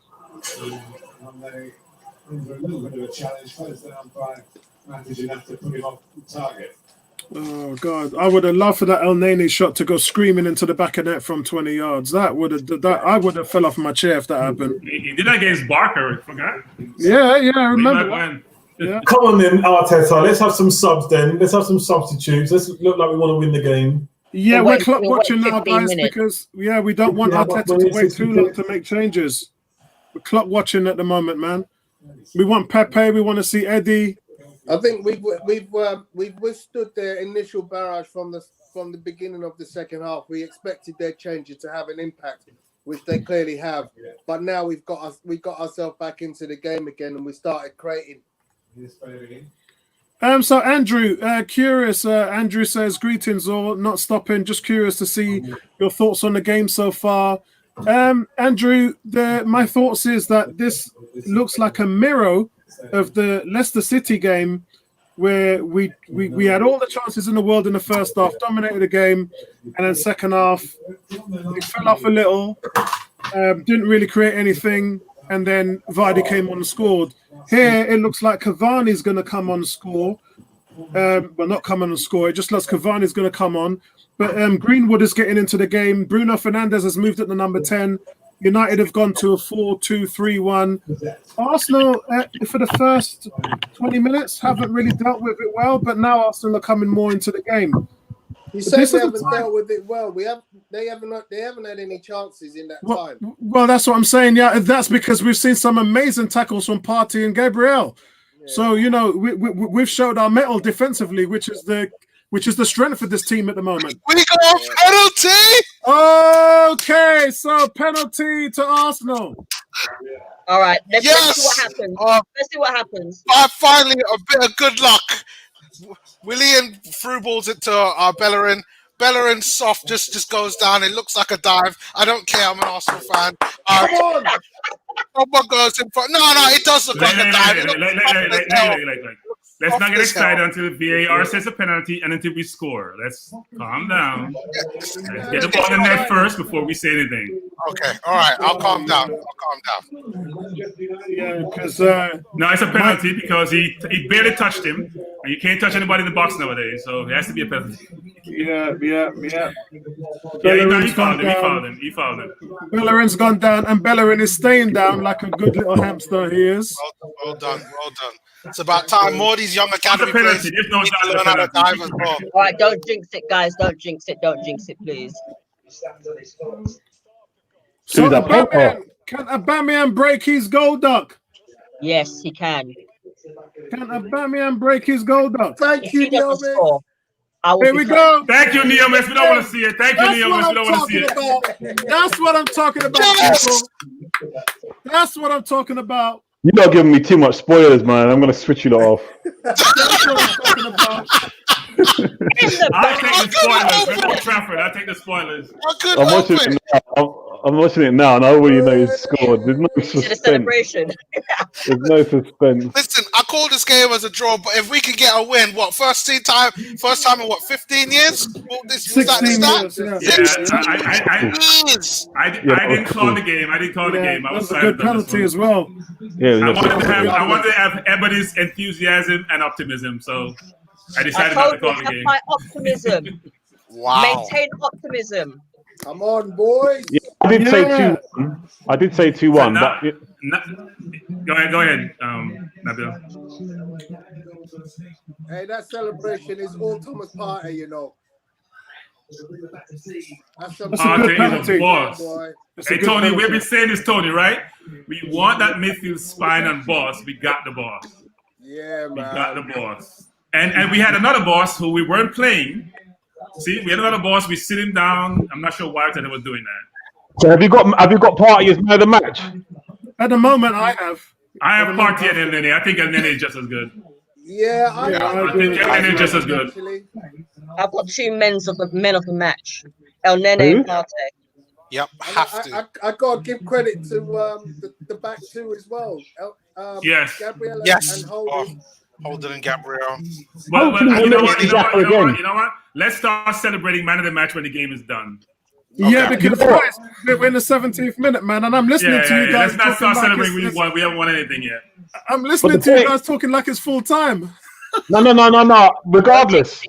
Hold on. Regardless, full time or not, we should never see Xhaka again after this performance. Well, this is what you call two. This is what you call two central midfielders working together. You can't pick who's the man of the match. Yeah. Xhaka gets no breathing space. Neither Ceballos. No. This is it. Work with this. This works for me. Yeah, a couple of the guys. Holby. Vincey says El Nene so far, man of the match. Kuke said El Nene for him too. So a couple of the guys are saying that El Nene's been the best player on the pitch. Game. And you know, this is down. Who's got a red card? Sorry, yellow card. Mason Greenwood. But this is the guy. El Nene is the guy that Arteta keeps leaving out the team for Xhaka. That's an awful challenge. Yeah, I mean, look, I think. Come on, that's a red card, bruv. What are you doing? Are they going to have a look at it? Was that all studs? He didn't hit it with the studs. He didn't hit it with the studs. No, he hit the studs. I looked carefully. It wasn't studs. It wasn't studs. No, it's not. That's really bad. That's a bad challenge. Oh! His feet come up. That is a bad challenge. Yeah, I mean, is VAR looking at that? No. No. Yeah, El Nene's been quality though. El Nene's been quality all season. Hasn't gotten a score less than 7. No, he hasn't got less than 7 score all season since he came back from Turkey. Mind you, when he joined Arsenal, when Wenger signed him, he started off nice. I don't know why he got farmed out and dropped and all of that. He started off nice. He's always got that nice little poise about him. Yeah, technical ability about him. Listen, Nabo, you can remember the way I used to talk about him on player ratings and things like that, yeah? He started really nice. I always used to big him up, but what happened is they played him at left back, played him at right back, played him at centre back, and that was Unai Emery. And then the player just said, what kind of rubbish is this? I'm leaving. So he went on. Okay, here come the changes. Here come so they're bringing on Van der Beek and Cavani. Yep, so they'll be more offensive, so they have more space behind their defense. Yep. We got to be careful. So guys, just to summarize, Paul Pogba stepped on Hector Bellerin's foot in the box. Obviously got the wrong side of him, and that was Arsenal penalty. Aubameyang stepped up. He went to the right, and it was right with height as well. De Gea went to the opposite side, and Arsenal are 1-0 up. And remember, guys, Arsenal have not beaten a top 6 side away from home in 29 games. Man, he's not top 6, by the way. Oh, that's terrible. I'm not even Bertram. Oh no.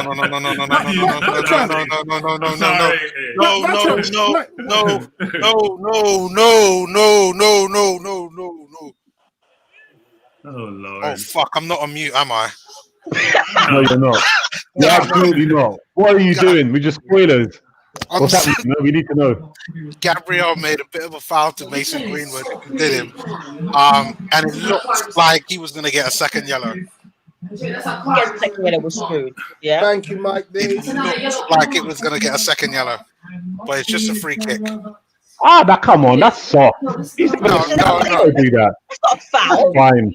Well played, Mike Dean. Look, you can see his face. He knows he can't do it. That's a yellow. Good tackle. He can't do it.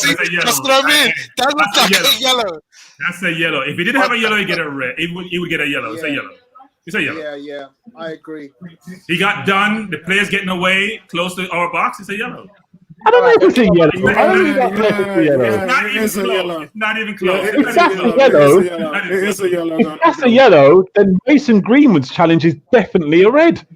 Yeah. Well, Mason Greenwood didn't hit him with the studs. It's a bad challenge, Nabil, I agree, but he didn't hit him with the studs. His leg goes up. His feet go up.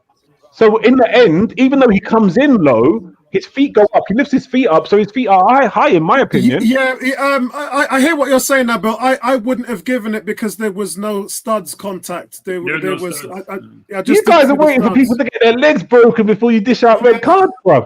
For me, I needed to see studs showing, and then that would have been a straight red. I hear what you're saying though, but it didn't look like it wasn't high enough with studs showing, if that makes sense. Okay, I'll still give a red. Just because it's United. So Vincey says, is it me or is Luke Shaw looking porky? He's always like that. Yeah. He's sponsored by Packer Pies, isn't he? So that's what Jose Mourinho said about him when he first came there. Do you remember? That was the first criticism Mourinho put on him. Luke Shaw's been porky since he left Southampton. The Man U money has been gotten to him. Here comes the boy. Okay, here comes the Kets. Here comes the Kets. Eddie! 75 minutes. No Pepe. Laka is very upset he's coming off. Laka, you haven't played that well to be upset. To be William, fair, I'm surprised William is still on well. the field. That's a little bit surprising, I feel. Now, William has grown into the game. He has grown into the game. That's true. There's my boy Eddie, man. In the game than Laka is. He has. There's my boy Eddie coming on to lick 2 shot, man. Come on, Eddie. Do your thing, man. Do your thing, Eddie. Be a nuisance. He's a number 9. He's a real poacher, that guy. Yeah, he is. He's a proper poacher, man. He annoys defenses. They don't like him buzzing around, disrupting their flow, putting pressure on, playing out the ball at the back, taking out the pivot, man. Come on, Eddie. Do your thing, Eddie. Come on, Eddie. We need energy. How's Holding been this game? I can't say I've really... Rock solid. Very good. Rock solid. Rock solid. He had Wan-Bissaka in his pocket for the whole game. Nice. Well done. Oh. Ben says, is that Snoop Dogg at the bottom center? Bottom center. Oh, Tony. Snoop Dogg? Listen. Snoop Dogg. He's not Snoop Dogg because I don't see any weed, so it can't be Snoop Dogg. I've known Tony. There's no weed. I've known Tony ain't gonna for be Snoop 41 Dogg, there's no years, weed. and Snoop Dogg is not what I would call him, bro. That's Maybe KRS-One. Not even. Maybe KRS-One. That's about as close as it gets. But Snoop, that's like... Mad. Oh, Cool K saying Man United have conceded 5 penalties in their last 7 Premier League home games, having conceded 5 in their last previous 101 games. Well, 101, one on. Mad thing. Arsenal midfield is impressive, man. Yeah, I like it. You know what I like about it? They're supporting the front players and they're protecting the back 4, the defenders. They're doing exactly what should have been happening from our midfield for years. And they're not losing the ball. Most importantly, we can now keep the ball. It's no mean feat, right? You're playing against Bruno Fernandes. You're playing against Pogba. McTominay's always been handy. You know, they brought on Van der Beek. You know what? For them to just boss it like the way they have. It's Holding injured? Oh, don't say that. Don't say that. Xhaka. Yeah, he's done. He looks like he's done. What? They're bringing on Xhaka. Oh, come on. Why would you do that now, please? Xhaka can't run. Oh, shit, man. Rob's up. He's up. Oh, shit. He's walking You can't around. bring on Xhaka. It's 2 left footers. They can't play on the middle and can play on the right. So 18 is saying, go on, Apollo, say your Xhaka line. So, yeah, you guys know the deal. We ain't made the top 4 since Xhaka and Mustafi was signed on this team. And right now, I've been begging for all this time, for all these years, for us to replace the midfield with progressive players who know how to defend, good range, good vision. And today, it looks like an Arsenal team that is doing exactly that. So I really like what's going on, man. I really like what's going on. You know what I'd say. I mean, I've been on Arteta's back, but fair play to him. You know what I like in a manager? I like a manager that is responsive. You know, if this was Wenger or if this was Unai Emery, he'd just keep giving Mustafi and Xhaka chances. You know, they had a bad game against Leicester. That's it. You don't see them in the next game. You know, and I like that. You know, that's brave. Just I don't care about their feelings. They're big boys. Get them out. In comes Holding. In comes El Neni. Point done. Point proven. And I like that. Yeah, I'm really happy for Aubameyang today because he's gone 5 games, the longest in 6 years as a striker for not hitting the back of the net. So the penalty, I really hope that the penalty sort of gives him a kick in the backside as a captain. And I feel sorry for him, man. He's out on the flank. I feel sorry for him. Put someone like Dembele on the left and put him in the middle, and you're gonna have a real problem. You know, I just feel sorry for him. He's all the way out there. Fair play to him. He's doing a job. He's doing a job out there as well. It's a real conundrum for us as a team because we don't have that left-sided player. that we need. You can put Pepe out there. You can put Willian out there. You can put Xhaka out there, but they're not of the standard that we need to make it right in this team. None of them are. Not in that position. He's the only option. Andrew saying, is Xhaka playing? D is saying, I see Xhaka. Time to crack open another cold one. Cricket Ball saying, Arteta trusts Xhaka more than Mustafi. You shouldn't trust him at all. That's the lesser of two evils, my friend, if I ever heard that terminology. Pressure the ball. Come on, pressure the ball. Oh, bad pass. Gaga saying, Xhaka, stay on the bench, please. You know who suddenly turned off? Is Saka. Really? Yep, Tony. He's getting tired. He's getting tired. He's tired. Yeah, they're looking tired. This is why. Oh, come on, lad. Really poor ball, and I saw that. His influence is getting less and less. So I'd now start looking at replacing Saka. Maitland-Niles. I put Pepe on for Saka. Maitland-Niles or Saka. And again, keep going, Nketiah.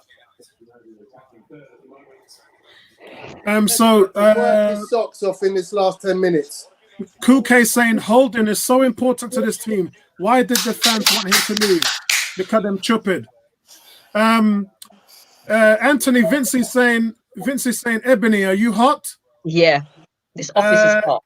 18 is saying Ebony's been hot since I've been dubbed. I don't know what that means. Cricket Ball saying William looks like he has cramp. Time for them to come off, man. That's why I got to give him a clap. Yeah, just well done, Leno. Secure the ball. Let's look at it again. That's what you need to be doing, Leno. That's what you need to be doing. That's what you need to be doing, bro. On corners, one good save, so that's better. Martinez would have done a bit of breakdancing when he got that as well. Maybe a bit of body popping as well. No, I think Nabil. The difference is if Martinez done that, a couple of guys around him would have gone down with an injury. Martinez was a beast on set. I just used to see people bounce off his body. That's 6'4.5" frame of his. Well done, Bellerin. Didn't Martinez let him fall today? Didn't he let him fall? Yeah. They had a tough game today, didn't they? Yeah. You let him fall, yeah? Yeah. Fucking Gabriel, what a tackle! Oh, what a tackle! Yes, like I see it. Yeah, we're defending, guys. Hey, guys, we're defending right now. We're defending. Jeez, what a tackle! Who do I need? Yeah. Bertram. I need Bertram or Tony? Bertram or Tony? Bertram, Tony. If this result stays like this, Arsenal will officially have the best defense in the Premiership. Well, our defense not a problem. Been saying that for the longest. It's not our defense the problem. Close him down. Yeah, I told you, Gabriel, he's gonna be a monster. I'm telling you. If he ain't world's best defender by the time he's 26, I don't know who's gonna spring up ahead of him. Gabriel came in there like the Terminator. Look at that. He's beautiful. He's beautiful. He's beautiful. Really good signing. Man United just hit the post. Come on, pressure. Come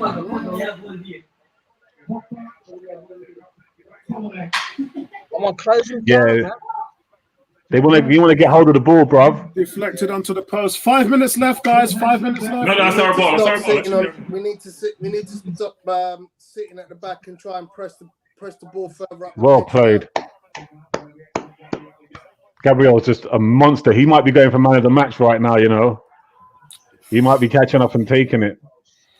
We need to change. Yeah. We need to change the momentum. The momentum is all with them now. We got to do something. Yeah. Jeez. Oh, Maitland-Niles coming on. Yeah, he's needed. 5 minutes to go. What did he do? He should have been on 10 minutes. And then he almost scored. Yeah. No, the wrong team. Leno almost scored because it came off of Leno's face. Yeah. Came off his face. Oh, you gotta respect that. Oh my God, Leno! I tell you. So shut down Nazis. Come on, let's see if he does shut down. So guys, match statistics: shots 7 each, possession 50% each, passes exactly the same passes, passing accuracy exactly the same passing accuracy, fouls Exactly the same fouls. Yellow cards, 2 each. Guys, this corner's 4 each. No! Why is Mustafi's coming? Sorry. Oh, see, I need to mute myself, but Mustafi's coming on. Mustafi's coming on. What's he bringing him on for? What? Take off who? Holding. They're trying to sort it out right now. I think after this United corner. Why are they getting him out? What's that? Oh my God! So you find a way to bring Xhaka and Mustafi on the field when you're trying to get your first win away from home in 29 games. He's shutting up shop. All right, yeah, he is because he's coming on for Aubameyang. With Mustafi. You know what? He's shutting up shop. You know what? Whatever happens to Arteta in this game, it serves them right. That's all I'm saying. How can you bring on these 2 players that have killed the team for 4 years? Oh my God! So guys, Man United actually hit the post. It was so close. It was nearly an El Nene own goal. He sticks his leg out to stop Van der Beek's cross. It ends up ricocheting off his foot, hitting Bernd Leno in his face and off the post. It was hilarious. Why would you take off Aubameyang and put on Mustafi? Is he all right? I'm not sure. Just tired. Who's been booked here? Yeah. Shut up shop. He's shutting up shop. Yeah. Take away all your defense. He's taking the 1-0. He's just taking the 1-0 and that's it. I get it. Better work. Yeah, he's trying to take the 1-0. It's gonna be about 5 minutes of extra time because holding was in. Come on, keeper. That's it. That's it. Come on. Hold it. Go on, Maitland-Niles. Oh my God. Yeah, I mean, you got 5 minutes, right? 5 minutes of soaking up unnecessary pressure. Unnecessary. It is unnecessary. Listen, in the NFL, we call it the prevent defense. You never play the prevent defense when you're going into the last 2 minutes because the team is just going to take everything underneath and just roll themselves down the field. Bertram, I need you on this one. They need to keep possession. We need to keep possession. Come I'm on. I can't really talk now. We're Get hold of the ball. Pay it back. Just hold the ball. Just Bertram, we're in the prevent defense. We're in the prevent. Yeah, we are in the prevent defense, and that always come back to bite you. Just keep the ball. Just get the ball and keep it. Because the more they have it, the more tired you're going to get. Yeah, come on, you got to attack the ball. Don't give them time to pass it. Come on, attack the ball. Be rushing these guys, man. That's it. Stay with him. Stay with him. Okay, so guys, we just missed a yellow card. Aubameyang gets a yellow card for how slowly he walked off the field. I think that's a liberty. Why does he have to run for them? It doesn't. You don't see referees giving yellow cards for that in this day. What the hell is all that about? Because it's Manchester United. They're just salty right now. He's probably a United fan in disguise. Get in there. That's it. Pressure the ball. That's stupid, that is. Keep on him. Keep on him. Keep on him. Good play. That's good play. Stay with him. That's it. Well done. Come on. Mike Dean's playing like a little... Why would you give a free kick for that? Mike Dean just sucking off United right now. He's always sucked off United. My God. Well done. He does give us a free kick, though. Does he? I've just been seeing him give them one. Yeah. Tierney. Well, I'm surprised by Arteta. All right, Arsenal, take your time, slow down the game. I'm surprised by Arteta. He's basically encouraging United to come at us with the talent that they've got. No, he's basically saying, I'm locking this down because I'm not taking any risks. That's what he's saying. Yo, when you're locking shit, when you're locking shit down, you need some keys, yeah? You need to keys for the lock so you can lock it down. We ain't got no keys. Oh, it's 4 minutes.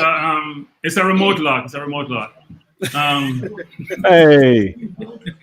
I think he's done the right thing. I think you got to take off those tired legs and you've got to replace them with defensive players.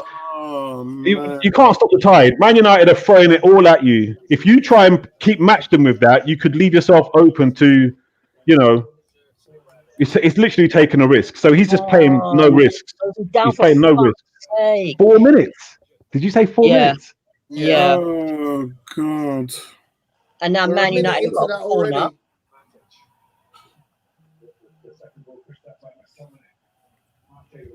Yeah, regardless of the personnel on the pitch, Arsenal need to get hold of the ball and just hold it. Just hold it. Yeah. Just get hold of the ball. They haven't had the ball for about 10 minutes. You know, Nabel, this is where us being behind the stream is a benefit, because look at Neomis's face. Look.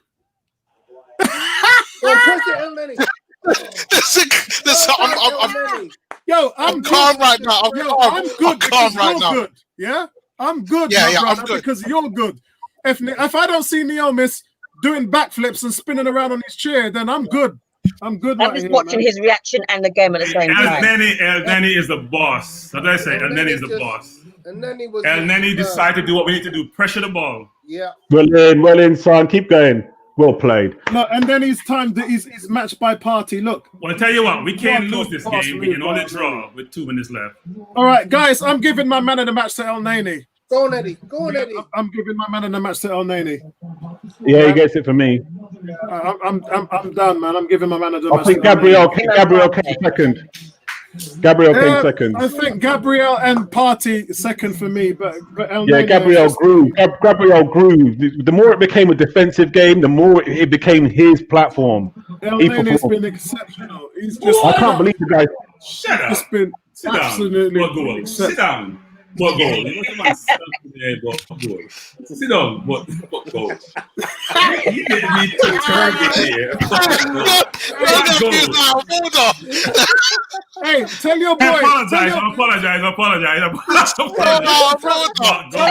Tell your boy that tell your boy that Neomis has the fastest stream in the West.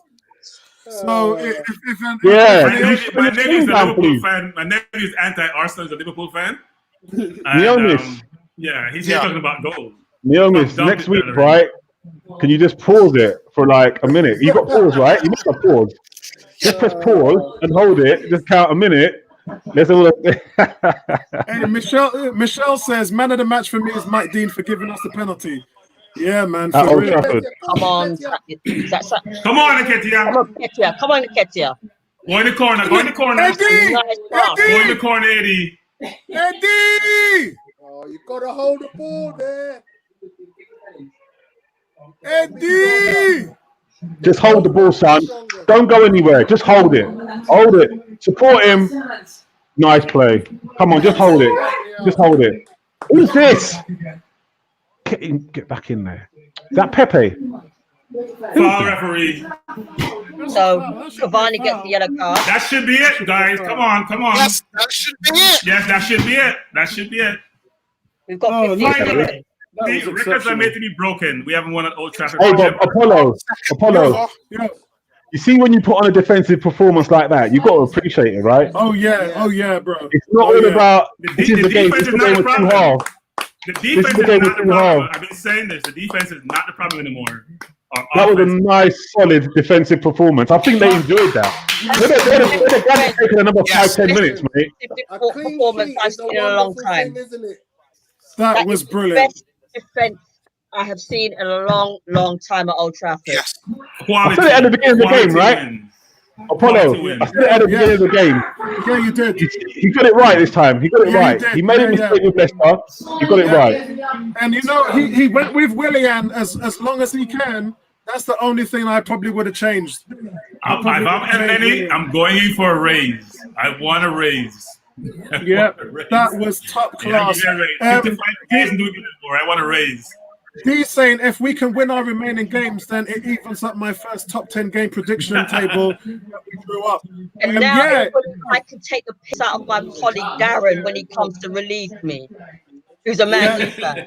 TBE is saying Gabriel is a different class, man. Different class. Fiona saying job done.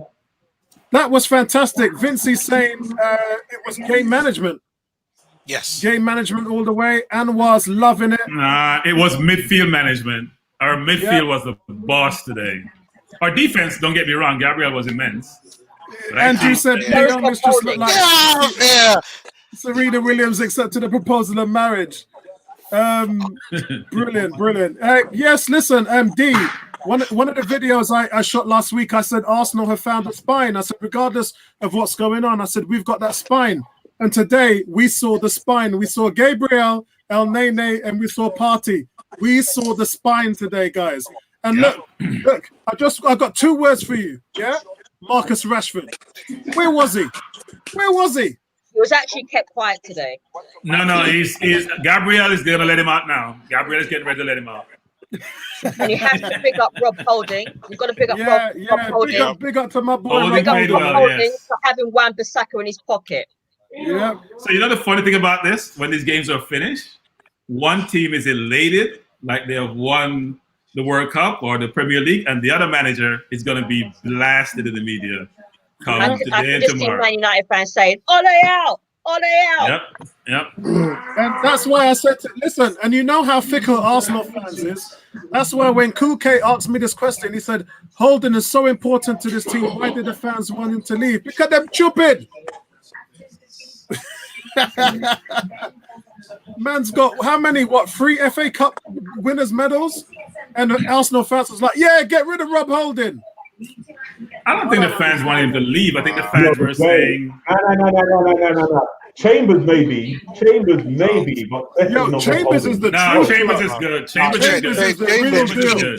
Yeah, Chambers is good. Chambers is the real deal. Chambers was in the starting 11 for Arteta before he got injured. Yeah, Chambers is good. No, but you know when you talk about needing money, can you hear me, guys? Yeah, loud and clear. When you talk about needing money to get reinforcements, and you've got, look, obviously I feel like you've got to get rid of Mustafi, Socrates, and Colizzi at first. But if it becomes a problem, Chambers' names come on that list. For me, Holding's name does not appear on that list because he's English and he's solid. He's never let me down as far as I'm concerned. They looked at his numbers, and his numbers were better than John Stone all the way through the park. In fact, they compared his numbers. In fact, they compared his numbers to a player I wanted Arsenal to sign last summer, which was Cody, the Wolves captain. Okay. I wanted Arsenal to go for him.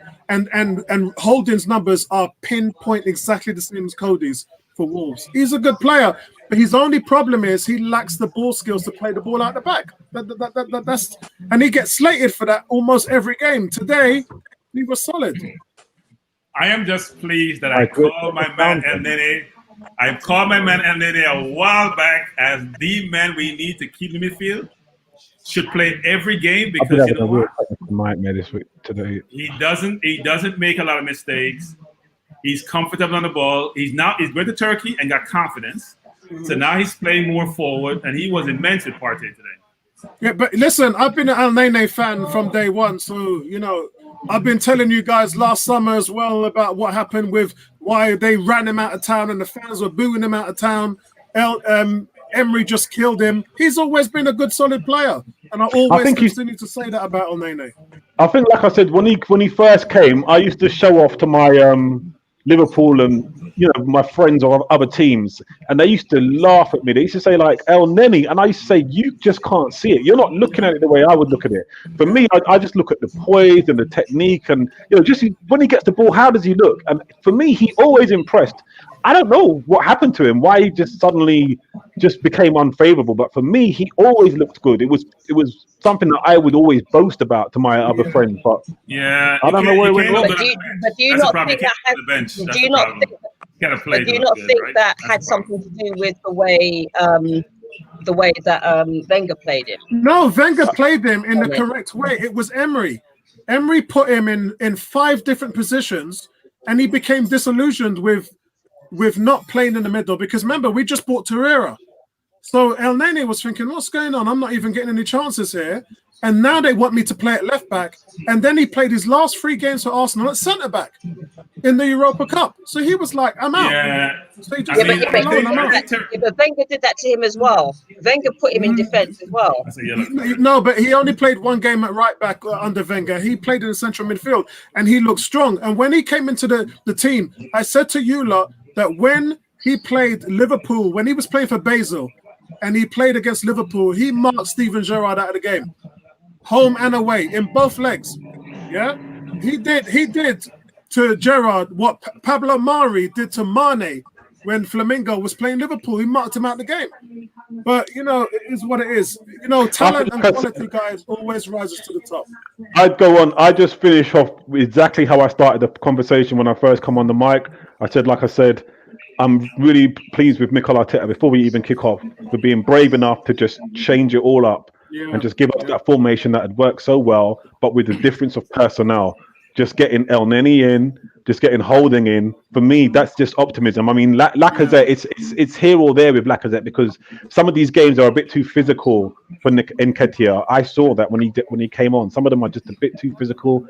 So we're not getting the best out of Lacazette. I know we're not getting the best out of Aubameyang. I know, but this formation and these players, it's solid. Partey, El Neni, Gabriel, Holding, Tierney, Bellerin. It's solid. It's a solid team. We just got to build on performances like that. Yeah. I mean, the thing is, sorry, Tony, go on. So I would say, like we discussed during midweek, that the problems lie up top because, look, any good team is built from the back. Look at Liverpool; their jigsaw was sorted when they bought Virgil van Dijk. So now we seem to have a solid back, a decent middle. It's just going to be up front. And I would, you know what? I'm not even bothered about what we achieved this year. So long as we continue improving in those most important areas of the pitch defensively, if we come out at the end of this season and we're the best defensive team, I'll take that as a win. I'll take that as a trophy. Right. So what you're saying mirrors what I said today. I don't know whether you followed. Me and Ace was having a big discussion on Goon Squad. I said to Ace, I am not seeing what I saw on the back end of last year. And then I explained to Ace exactly what I saw on the back end of last year, which is what I'm not seeing this year. And then I said to him, I've come to the realization that look, the success we're looking for is what Jurgen Klopp has brought to Liverpool. Yeah. Let's not talk about Pep because Pep threw 400 million at the defense and he spent a ton of money at City. We can't do that. So let's look at the confines of improvement within what Jurgen Klopp has done. And it took him 4 years to win the Champions League, 5 years to win a title. So if we're looking at that as building a team, changing the philosophies, using the transfer market incrementally year on year, then you can improve a team.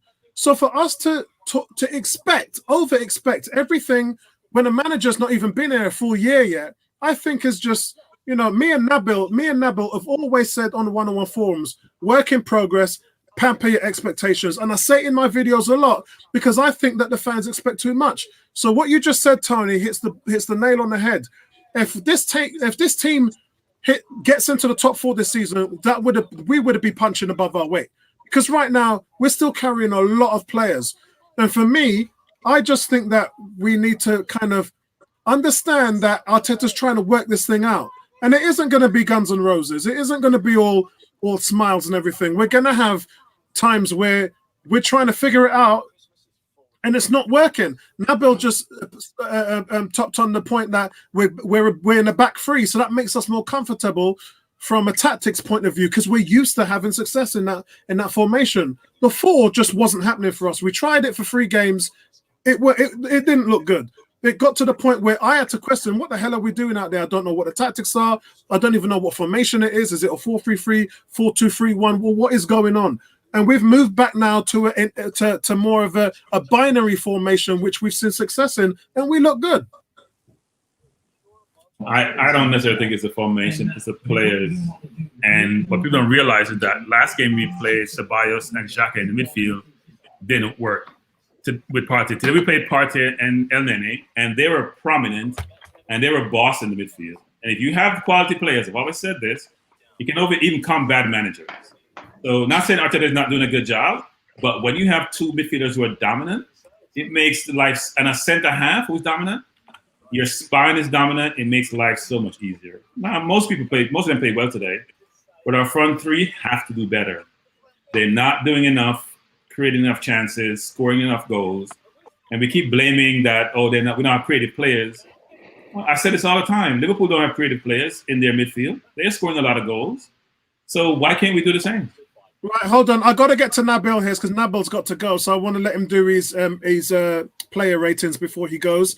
Nabil, you want to take that one up on the player ratings first? Okay, so Leno done good. I think he done really good. He done really well. I think he kept us in the game at some point. I think I'm going to give him an 8.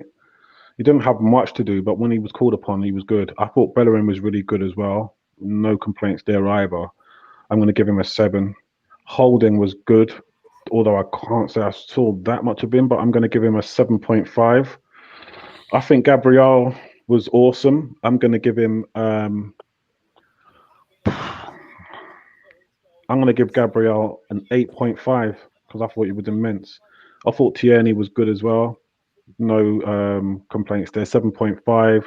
I thought Saka, he's young. He's young. I'm going to give him a 6.5. I thought Partey was immense. I'm going to give him 8.5.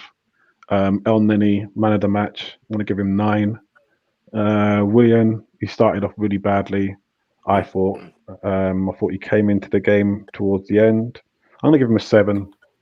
I thought Lacazette, I mean, you can talk about the work he does off the ball, right? But I'm old school, right? You're playing down the middle, mate. You've got to at least make the goalkeeper work in 90 minutes for me. So he's not going to do too well for me, I'm afraid. I'm going to give him a 6.5. Alba, again, he's out of position. He's out on the left, but he did do well. He got his penalty very clean, tucked it away well. But I thought his overall play was still pretty good. I'm going to give him an 8. That's me. So guys, Nabil, if you have to leave, then thanks for joining us for today. And it was great for you to come in and chat to the guys. There's over 50 people now watching the stream. Hit that like button, everybody. Please support the channel. And thank you for your donations. I had a couple of donations to the channel today. 2 guys put in £5 in, so thank you very much. I really appreciate that. If I can find the name and everything, I think it was over PayPal. So I'm really sorry I haven't put that up on front. Ebony, let me see. Let me go back to the player ratings. Ebony, do you want to go up first?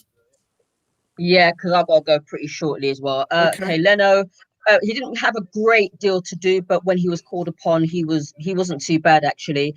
But there's still aspects to his game that annoy me. And when he's supposed to pick up the ball, he doesn't. He's still dawdling for me. But I'll give him a 7. He made a couple of good saves, which I'm proud of, which he needs to do more of. But that element to his game where he looks indecisive, he needs to cut that out, which is why I'm giving him a 7. Bellerin, I thought he managed his side well. I'll give him a 7.5. Holding, he was immense as well. He had Wan-Bissaka in his pocket all match. For me, I give him an 8. Gabriel, slightly better than Holding. I thought he took his chances, the slide tackles, the fact that he's an imposing figure in defense, and we've missed that for a while. So I'm going to give him an 8.5. Tierney, again, he managed his side, the left side of the defense. I'm going to give him a 7.5. Saka, for the first half, he wasn't too bad. He covered his space well, but then in the second half, he looked a bit lethargic. So I'm going to give him a 6. Partey, a 9. I just love the way he has a vision for a pass, and the way he just cuts play. It's just fantastic. And the same with El Neni as well. I mean, this is the best that I've seen El Neni play in a long time. Those 2 are my men of the match, and I'm going to give them a 9. Willian, I'm going to give him a 5. I thought he was poor. For me, he looked lethargic all game. Fell down like a sack of potatoes at times. Didn't create any chances for me. Yes, he came into his own in the second half, but it's a bit too late for me, so I'm going to give him a 5. Lacazette, I'm sorry, I'm going to give him a 4. I thought he was poor. He had 2 good chances, which he should have put away. Didn't do a lot for me in the game, so I'm going to give him a 4. I thought he was the worst player actually. And Aubameyang, yes, he scored his penalty well, like he always does. But for me, in order for me to be more impressed with him, he needs to play up top in the middle. I don't like him on the left. I really don't. But he worked hard. He tracked back, which you don't see him do often. So I'm gonna give him a 7. Excellent. I just want to say a big shout out to Carletto. Thanks for your contribution to the channel. Really appreciate that. $5 in the kitty, and he's saying Gabriel beast mode. We've actually got some guys in the chat. You haven't sent your numbers in yet. Cool K has gone for Leno 7, Bellerin 8, Holding 8, Gabriel 9, Tierney 7, Saka 7.5, Partey 9, El Nene 9.5, Willian 5, Lacazette 5, Aubameyang 6.5. Let me move to Neomis. Okay, so again, brilliant result. For me, Leno, I'm going to give 7. I thought he had a good, solid game. I think he didn't really have that much to do, but I think, like Ebony said, when it came where he had to step in and make saves when needed, I thought he did it very well. I thought, he controlled his area pretty good. And yeah, it was the type of game that I want to see from Leno, but I don't think he was tested that much, and which is probably why, for me, I could only give him a 7. Now, our defense, I just thought, which is absolutely brilliant today. So for me, Bellerin, I'm going to give an 8.5. I thought he was fantastic. His defending, his tracking back, his dive for the penalty, and for me, it did look like a dive, but I've never been more impressed by Bellerin today. I think such a good game from him defensively and offensively. I know he got tired in the end, which it's just all part and parcel of the game. But I thought Bellerin was just absolutely fantastic throughout the game. Just brilliant. For me, Rob Holding, I am going to give an 8.5 as well. I thought he had another good game today. Nothing much that he really did wrong. Cleared the ball really well, defended really well, didn't make any mistakes. I thought that he worked very well with Gabriel. Again, it was just another good, solid performance. And yeah, I have nothing. I just want him to continue this form, and I hope that he doesn't have any long-term injury. I know he had a bit of muscle cramp earlier on in the game, but yeah, this is the type of performance I want to see from Rob Holding every single week. Gabriel, I'm going to give a 9. He's one of my joint man of the matches. I just think he was an absolute sentinel throughout the game. He had some close calls whereby if it was any other defender, our defenders would have touched the opponent and we would have given away a penalty. But so many times when he was pressing from defense, keeping Rashford in his pocket, Rashford was just completely out of this game. When Pogba tried to get past him, couldn't do anything. Like that defensive pairing of Holding and Gabriel today, for me, was just absolutely brilliant. For me, you know what made me laugh, right? They brought on Matic to add some steel to the midfield. And Thomas Partey just looked at me and went, chucked his teeth. They said, Matic coming on now to show some steel in the midfield. Partey just went, what? No need. Like this is what I'm like. I cannot believe that finally, after all these years, Arsenal have fixed their defense with such a stallion in defense with Gabriel, and now we can say that we have a good foundation to start to build to something new and fresh, and I hope that we could capitalize it on some of these younger players that are coming through. Tierney, for me, I'm going to give it 8.5. Again, I thought he had another brilliant performance. Had his shot on goal, defended really well. Like Bellerin, going forward, I thought he did really well with a lot of his passing. Again, looked very tired near the end, but again, you expect that. Saka, I'm going to give a 7. I thought he started off the game really well, and as the game went onwards, you could start to tell he got tired, and I think that affected a lot of his creativity in the game. Some of his passing was a bit wayward, but I think overall he put in a shift, and he did really well. And again, you have to remember this guy is 19 years old, but again, for me, he had a good, solid game. Partey, for me, I'm going to give a 9. He is part of also my joint man of the match. I thought he was absolutely brilliant. just marshaled Pogba out the game. Anything that Manchester United threw in their defense, he dealt with. He dealt with in defending a lot of the set pieces as well. And I mean, this is exactly, I mean, they're showing him right now. All of his stats on Sky Sports are first in touches, first in interceptions, first in blocks. This guy is an absolute beast. Like I'm watching him right now beat Fred in midfield and passing and trying to create an attacking moment for us. Thomas Partey is exactly what we need, and I mean he's shored up our midfield. El Nene, for me, it's another 9. He's my third joint man of the match. These 3 are the trifecta for me and are the reason why we won this game, because for me, El Nene has just been consistent. I have never been that much of a fan of El Nene under Wenger. I always felt that he wasn't enough. And now I can see why, because he needed someone like Thomas Partey in that midfield. He needed somebody else to complement the things that he wasn't that good at. And it works. I never want to see manager. Isn't it funny? Partey looks like Vieira out there, and El Nene looks like Gilberto. Yeah, we've solved it. The midfield solved. I think even Gilberto a few months ago said that we had found his replacement in El Nene, and I remember thinking, remember that? Yeah, remember that? Yeah, he did. Yeah, I remember thinking, no way. We need to get Thomas Partey, but I think he was right. Like Thomas Partey, El Nene in that midfield, it's done. Willian, quite poor, but he came into the game. I gave him a 5. I didn't expect him to start the game, and to be honest, I think we should see Pepe come in favor of him. Wow. For me, it just isn't working with Willian right now. Maybe give him a rest and see how he does coming up off the bench.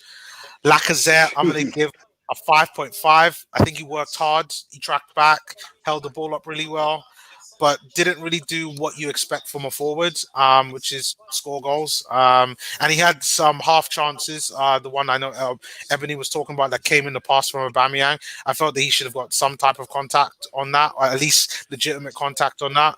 But for me, I got to give him a 5.5. And Aubameyang, goal scorer. I thought he had an okay game. I think apart from the penalty, I thought he did. It was a well-taken penalty, wasn't it?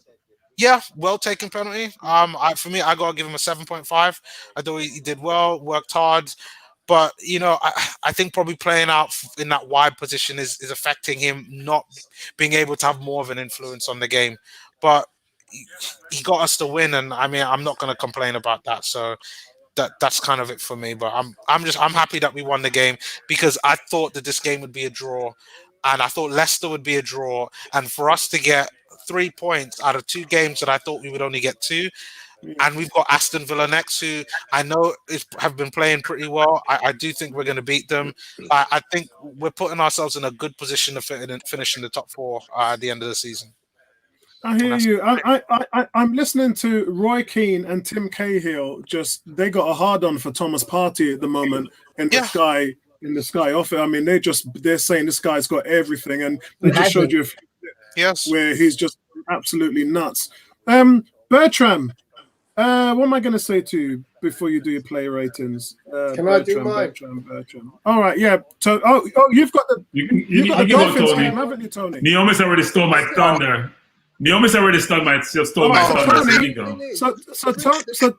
So Tony, this is now 5 games that we're unbeaten against Man United.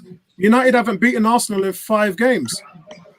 So the reason I interjected to come in before Bertram is, like Bertram just says, Neomis has pretty much nailed on everything I was going to say. Yeah. I even have the same scores. So I'm not going to repeating, because he literally nailed everything that I was going to say. So do you agree with Neomis's player ratings as well? Yeah. Wow. Okay. Let's go to Tom, because Tom's at the Emirates at the moment. His first touchdown. Who? Tua. Yeah. Jesus Christ. Let's go live to the Emirates with our Emirates correspondent, Tom Aston. Tom, talk to me, bro. Get in there, bro. It's all going crazy here, guys. Talk to me, Tom. What did you think of it? Overall, very professional performance. We did well. I mean, it's frustrating that we go a goal ahead and then we seem to just sort of sit back and lose concentration a little bit, because really could have scored. But you and Ebony called it, mate. You and Ebony called it. I told you, all about optimism. Honestly, the spine was great. Leno's distribution today. I'm a fan of Leno, admittedly, but I'm aware that his distribution can be a bit iffy. But today he passed it when he should have done, and he booted it long when he should have done as well. And I thought he was really good and on point. Gabriel is a beast. Like, that guy is just, what a signing he is. Yeah. Partey and El Neni, up until about the 75th minute, ran the show. I thought they were a bit leggy towards the end, but they were brilliant. And Eddie worked his socks off as always when he came on. It was a great performance. It was. And where was Marcus Rashford? Well, did he play? I think Bertram said that Gabriel's going to let Marcus Rashford out of his out of the Man United had 300, 400 millions worth of attacking talent on the pitch. You had Marcus Rashford, Mason Greenwood, Bruno Fernandes, Paul Pogba, obviously Cavani and Van der Beek came on, and none of them played well. And that's the credit to us, Yeah. We good players going forwards, and they didn't really do anything. So we were just laughing, Tom. That El Neni nearly own goal that hit Leno's head and then hit the post was crazy. That was crazy. Tom, we were just saying that they brought on Matic to provide some steel in the midfield. Yeah, and Partey just bowled over him. I know, at 0-0 after an hour, and he takes off Fred and puts on Matic. I'm like, he's playing for the draw at home against us, Oh, God. Excellent. Actually, if it finished 0-0, I was ready to rip on the Man United fans just for that fact that they took off Fred and brought on Matic, Brilliant, mate. Brilliant. So, listen, well done, mate. You enjoyed it today. Yeah, it was good. Good. Excellent. And so did the little one. So I think we were very unlucky against Leicester last week. I think we were unlucky against City in the fact that we should have had a penalty. And I think we were unlucky against Liverpool in the fact that Mane should have been sent off in the first 5 minutes. Yeah, and Lacazette missed that chance. And then the Jota goal was a handball, so it shouldn't have gone in. Yeah, I hear you, mate. Yeah, and then, Lacazette's goal last week should have stood, and at 1-0 up against Leicester, it's a totally different game because they sat back until they scored at the break. So we've been hard done by, and it's about time that we got 3 points against the top 16. 30 games. Yeah, 30 games, bro. So thank God that statistic is put to bed now. For real, mate. Nice one, Tom. Nice one, mate. I'm going to drop out because I'm about to jump on the tube, guys, but I thought I'd pop in and say hi. Brilliant. Enjoy tonight, mate. Enjoy the rest of the evening. Say bye. See you later, Tiger. Bye. Excellent. Bertram, I don't even know what to say to you, Bertram. You knew I thought we were going to lose this game. But before I hand it over to you, Bertram, I just want to say, Aaron, big shout out to you, Aaron. You're saying 1-0 to the Arsenal. Hope your baby girl is doing well. Thanks for the donation, bro. Really means a lot to the channel. And big shout out to you, my friend. Bertram, what's your thoughts today? Have you got any player ratings for me? Or are you going to agree with Tony and Neomis? So I agree with Neomis about the whole triple man of the match. That's why I say stole my thunder, because I had Gabriel, El Neni, and Partey all as I'm using the term one of the match in quotes. I do believe that what I'm most pleased about actually is that we're very solid in our spine, and now my right and my left back are playing much better between Tierney and Bellerin. So that means defensively, we have solidified. And then now I have my two stallions in the middle. And I'm so pleased I've converted Tony. Feel like I'm one of those preachers. I've converted Tony, brought Tony into the club. And so now we are solid out the middle, solid defensively. My concern, though, is my forward line. We cannot keep playing games where we've only given up 7 goals all season, and we're still not winning more comfortably. So Arteta has to figure that out, because I think Saka is playing well. I don't see Saka as a goal scorer, but he plays well. He puts in a shift. I'm not going to give ratings today. I thought Neomis ratings were pretty similar to mine. I may have given Leno a little bit less because he didn't do as much. But if you look at our front three, apart from the Fulham game, they really get ratings over 7, which is very concerning. And yet the Gabriels of the world and even the El Nenes of the world are getting 7 consistently. And they're the better paid players on the team. So this is very, very concerning. And the question is, my next prediction is that Willock will be our next El Neni coming forward, because I am a big Willock fan. And I think he's just one of the only midfielders who gets in the box continuously. When he stops putting his chances away, he'll get more kudos and people will value his contributions more. And I know he's not playing against the best players, but I think eventually he'll evolve and come into this team and do really well. Ceballos didn't play today.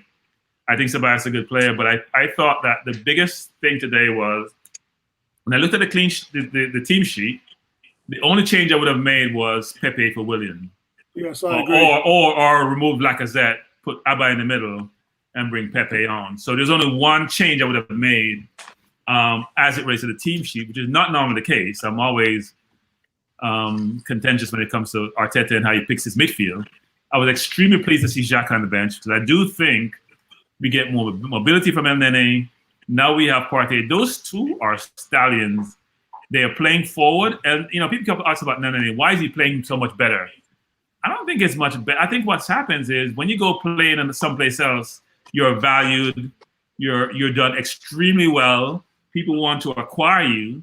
You're allowed to take more risks because you're not worried about the next pass going to get you pulled from the game. Then you build up that confidence. And that's exactly what transpired with El Nene, which he went to Turkey, was a star in Turkey. He came back confident. And from day one when he came back, he has not had a bad game. It's hard not to get a 6 in game. Go ahead. No, I was going to say, as you know, I'm a big El Nene fan and has covered him and talked him up on all the player ratings I've done over the years.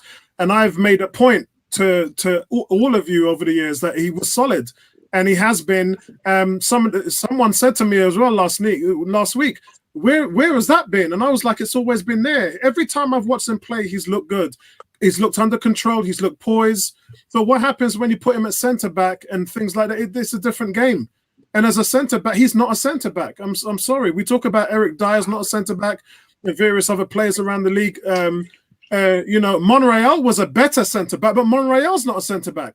And what we've seen is Arsenal do some real ridiculous things over the years, and then we chastise the player when they can't step up to that level. You no more square pegs and round holes. You play the player where he's supposed to be playing at. He's really good on his angles. He clogs up the lanes. He's a good ball winner. He passes the ball neat and tidy. He's got the highest passing ratio in the team. He did have under Wenger, and he does have this season as well. He's always been that player. He's nothing different. But I hear what you're saying about the confidence, and maybe you have a point with that. But I'm not seeing anything different personally that I didn't see before. I think the thing that's different is he's actually taking more risk. So he's playing the ball forward more, both left, right, and through the middle. Previously, he would sometimes take the safer pass, because when you're not assured of your position, you're not going to take the risk. You don't want to turn the ball over and then the fans get on you and the pundits get on you. You're going to do what's simple. What he's done now is got confidence. Sometimes he turns out of situations to free himself up, which Partey does really well. So now the defense is chasing him. So I don't want to spend a ton of time on the Nene, but I think that's very important that we had a player. And here's the thing: I think you should, because the majority of the guys' ratings put him as man of the match. And for me, you've just described something exactly. I always find these NFL analogies for everything you say, and I'm going to say El Nene is jumping the route. When you're a cornerback and you get confidence in your ability, and you're man marking a guy, you can jump. You can see things happening, and that's what he's doing. He's clogging up those lanes. The balls he's winning, tackles he's winning, it's exceptional. Yeah, I think what separates El Nene and Partey is most of our players, especially our front players, have some key deficiency, right? Abba doesn't pass well. Abba doesn't hold up well. Laka is slow. Laka tumbles over. Pepe doesn't play defense well. But Partey and El Nene, most of they're well-rounded players. And what you need sometimes is complete players. You don't want a major deficiency in a player, because you may be a goal scorer, but you don't play defense well. You can't hold the ball up. You can't pass.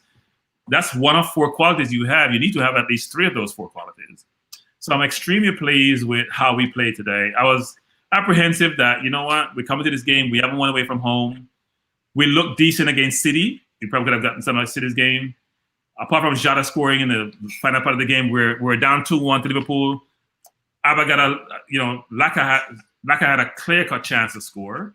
Even against City, Saka had a clear-cut chance, and so did Abba. So even in the games with the better teams, we are still putting in an effort. And you can call it the manager. I do think the players are bought into the manager.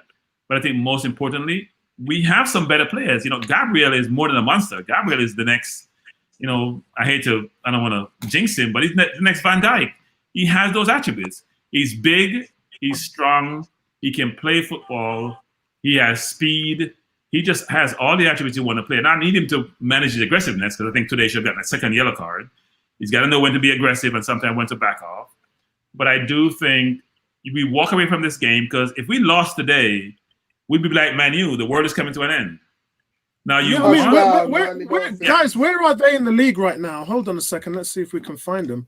They're probably about 16, 15. Yeah, 15. We were above them anyway. Yeah. But now we're what? We're 8th, but we're the same points. We could be 5th if we had a better goal average. Yeah, that's right. So, look, I do think that today Arsenal fans are going to feel good for the rest of the week. And then, obviously, the next game is when you start. But at least here's the thing that for us. We know right now, hopefully Holding is not hurt, that in the middle of the park, we can't complain about our midfield anymore and about our defense anymore. Our forward line have to start earning their keep. So they get paid a lot of money. They cost a lot of money. They need to start producing. No more complain about being creative. They'll produce. So let's get the other scores out of the way. Cricket Ball's gone. Leno 7.5, Bellerin 7.5, Holding 7, Gabriel 8, Tierney 7, Saka 6, Partey 8.5, El Nene 8.5, Willian 5, Laka 3, Aubameyang 7. Moving down, Vincey has gone. Leno 7, Bellerin 8, Holding 8, Gabriel 8.4, Tierney 7, Saka 7, Partey 8.3, El Nene 8.5, Willian 6, Laka 7, and Aubameyang 6.5. Big up my man Vincey watching the game.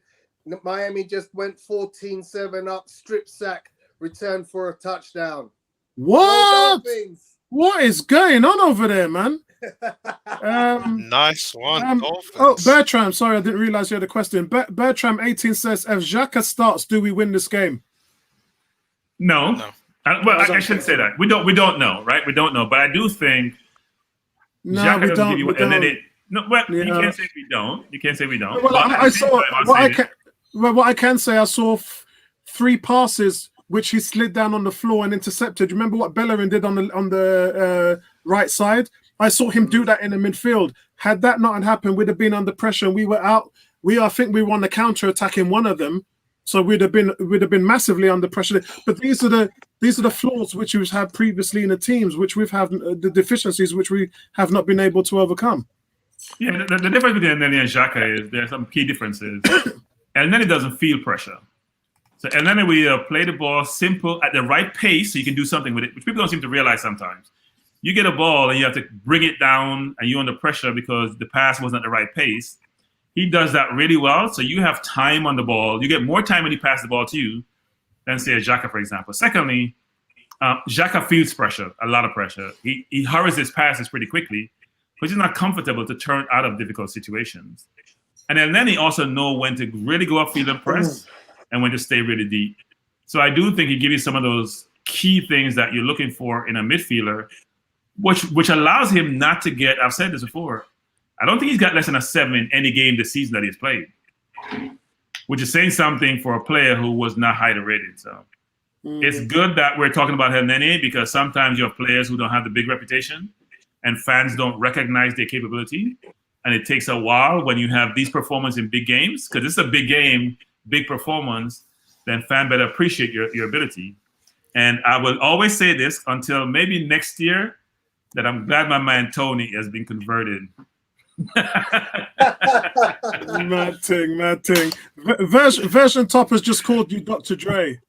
We've all got our nicknames on the show. Lord, Dr. Dre. Guys. Dr. Dre is he's not a billionaire, but he's close to a billionaire. I'm nowhere in that league. and he has 3 mistresses, so I won't comment on that. But what I will say is that Dr. Dre is a great producer, and I wish I was a great producer. So guys, I just want to give my grades. Quite simple for me. Leno, I also give. Oh, Ebony's got to go, guys. She's got to leave the office. So guys, thank you, Ebony. I'll catch you all in the next game. No problem. Right, Ebony, thanks, Ebony. Have a good evening.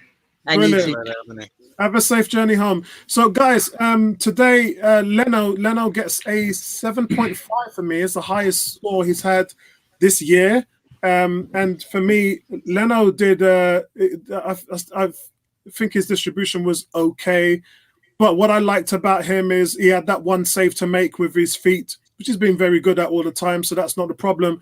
I've always judged him on various different things, and today I thought he came out for crosses. There was 3 crosses into the box, and instead of woefully punching them away, he came and collected them and didn't drop them either. So I thought that showed signs of improvements. Those are the things I want to see from him. So I really enjoyed that. And I give him 7.5. Bellerin, I have to give an 8. Bellerin was exceptional today. Again, like Neoma said, this was his best game today. I've always talked about what he's doing on the creative side, whether he can cross that halfway line and become a factor in supporting, dare I say it, Pepe. I mean, how good would a Pepe been on the field today if Bellerin was in those advanced positions? It's ridiculous. You see what he can do when he has Suarez playing behind him in advanced positions, and they just have never really got that combination right. Since Williams coming into the team, we've not seen Bellerin provide that assistance to Pepe, and I want to see that so badly. Defensively, Bellerin has always used his speed to recover, and we saw that today where he was slightly behind the play, ball gets played through the channel, and Bellerin makes an amazing slide in. If he doesn't make that, it's one-on-one. Yeah, Greenwood is one-on-one with the goalkeeper. It's just absolutely exceptional again. He gets an 8, highest score of the season. Holding solid 7.5. Just a real stalwart of a player and an ability which he always has. Really, really good. And I'm glad. I was quite shocked that he was fit. Did you guys hear me when I was naming the team sheet? I was like, hold him. I never had an inkling that he was anywhere near fit to play today, so that's why it's quite strange. Gabriel, well, what can I say? Solid 8.5. Just an absolute. This guy is a bull rusher. If the ball goes anywhere in his vicinity, he's on it. He's going to win it. Whether it's on the floor, in the air, he's a bully. And he bullied Marcus Rashford today. He absolutely bullied him. He tormented him. He embarrassed him. And I hope that this is something that's talked about on social media and Gabriel gets his props, because for right now, what I've seen this guy do, I haven't seen a young defender do this. Apollo, we're losing you. Oh, sorry. Or is that me? Yeah, it might be you. I'm still here. I can see on my feed. I haven't seen a young defender come in and do this, and I'm talking about a young defender, so no Sol Campbell. I haven't seen a young defender come and do this since Tony Adams. 22 years old. The stream is messing up. Just absolutely fantastic. Can you guys all hear me okay, Neil? Miss Tony? Yeah. Yes, it's Bertram because he's frozen now. Oh, it's Bertram. So the problem is with your side, Bertram. Yeah. Let's have a look. Yeah. So I give Gabriel an 8.5. I give Tierney a 7. I give Saka a 6.5. He had a bright first half, but he completely went missing in the second half. Thomas Partey. Damn, I'm gonna have to give him I'm gonna have to give El Nene and Partey both a 9. And for me, guys, Partey, this guy, I don't think sometimes you guys realize how good this guy is. When we are being pressed, there are certain angles and there's certain techniques that you have to use in order for you to facilitate not getting countered on the press. In the NFL, with cornerbacks, scored again. Fantastic, Tony. I was just talking about cornerbacks. In the NFL, there's 2 things a cornerback has to have. It's backpedaling and loose hips, because you want to make sure that when the ball's coming past you on a counter, you can turn on a dime. Partey can turn on a dime. He's so fluid in his movements. He can effectively break the press. He's one of the only players in the team that can effectively break the press, pinpointing where to go, what to do, and he's always in the right position. When he sees things enveloping, and he'll look at a guy who's about to make a pass, and before the guy's made the pass, he's already intercepted that lane, so it helps him to go in and shut down the tackle. He's a bully. He is an absolute beast. I love what I've seen from Partey today. And El Nene, Vincey's saying Dolphins up 21-7 now. Yeah. El Nene. Punt return was returned straight into the end zone. Mad. Guys, El Nene today just absolutely formidable on all parts of the field. Progressive tackling, ball winning, lane coverage, blocking out gaps, everything that this guy was just on his game today. So I don't want to deny him again. Willian, I give Willian a 5 as well. But Willian, we have to understand that although the physical side of his game wasn't working, he was overplaying today. But you can see that he understands now that he needs to step it up. And we saw that today. We saw urgency in his play today. And and I think for him, he realizes, boy, if Pepe keeps playing well, he's going to be starting in these games. So I think the clock is ticking on Willian at the moment now. Lacazette, I thought Lacazette played well in the first half, and like he always has done, he just ran out of gas in the second half. And I think you're going to have to make those Nketiah changes a lot earlier than what you're doing, because this guy just doesn't have the legs to compete. But I thought he competed well today. And so you've got to give him props. I still give him a 5. I thought he was average today. I see some people giving him a 3. Aubameyang, he worked harder today, and that's what I wanted to see. I wanted to see commitment from the captain. A couple of balls he ran into, he didn't quite get there. First touch let him down a little bit, but his penalty placement was very good. It's something I've been on his back about for a few years now. And that's why I'm saying, Pepe should be the one taking the penalties. He's the highest in 92.7. There's no player in Europe that has a higher penalty percentage conversion rate than Pepe does. But I get where Aubameyang is. He's the captain. He's confident now in the penalty kicks. And the last 3 penalties he's taken have been very, very good.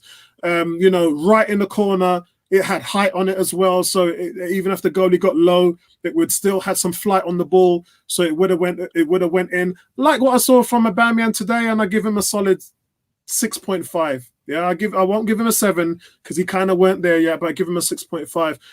Arteta, I would have to give Arteta, and you guys haven't talked about Arteta, so you'll have to give your grade on him.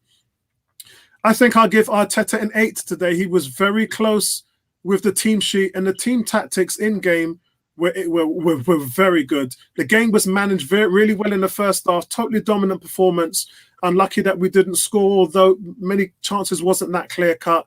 But I think in the second half, in the games I mentioned, Man City, Leicester, where we saw the team drop off a level, we kind of didn't see that today, where they were still battling. Even though United had changed their formation, Bruno Fernandes in the number 10, the formation change, and United really starting to control the game in the second half. We really came back on them and fought toe-to-toe and started to even at times increase the tempo ourselves. So I think it was very good game management from Arteta. So I give him a solid 8. I'm being really generous there because in all kind of weeks, I think this was a 7. But I give him an 8 because it's the first time they've won away from home against a top 6 team in 30 games. Guys, Neomis, what would you give Arteta? I'd probably give Arteta, I'll give him an 8.5. Looking at the situation, the fact that Arsenal have not won at Old Trafford in 16 years or 15 years. I mean, this goes back all the way back to Wenger. I didn't even know that. And I felt that the starting 11 was almost the best that what he could have put out. What? I think the only thing where I would have changed was the front 3. And that's something that Tony's going ape shit. Dude, you just gotta see the pass that Patrick Mahomes just passed, an underarm throw to Kelsey. Like, I've never seen a quarterback throw a ball like that in my life. No, don't do that, Tony. Don't lie. You just said underarm. That's Brett Favre right there. Brett Favre was the master at the underarm throw. I'm like, what the hell did I just see?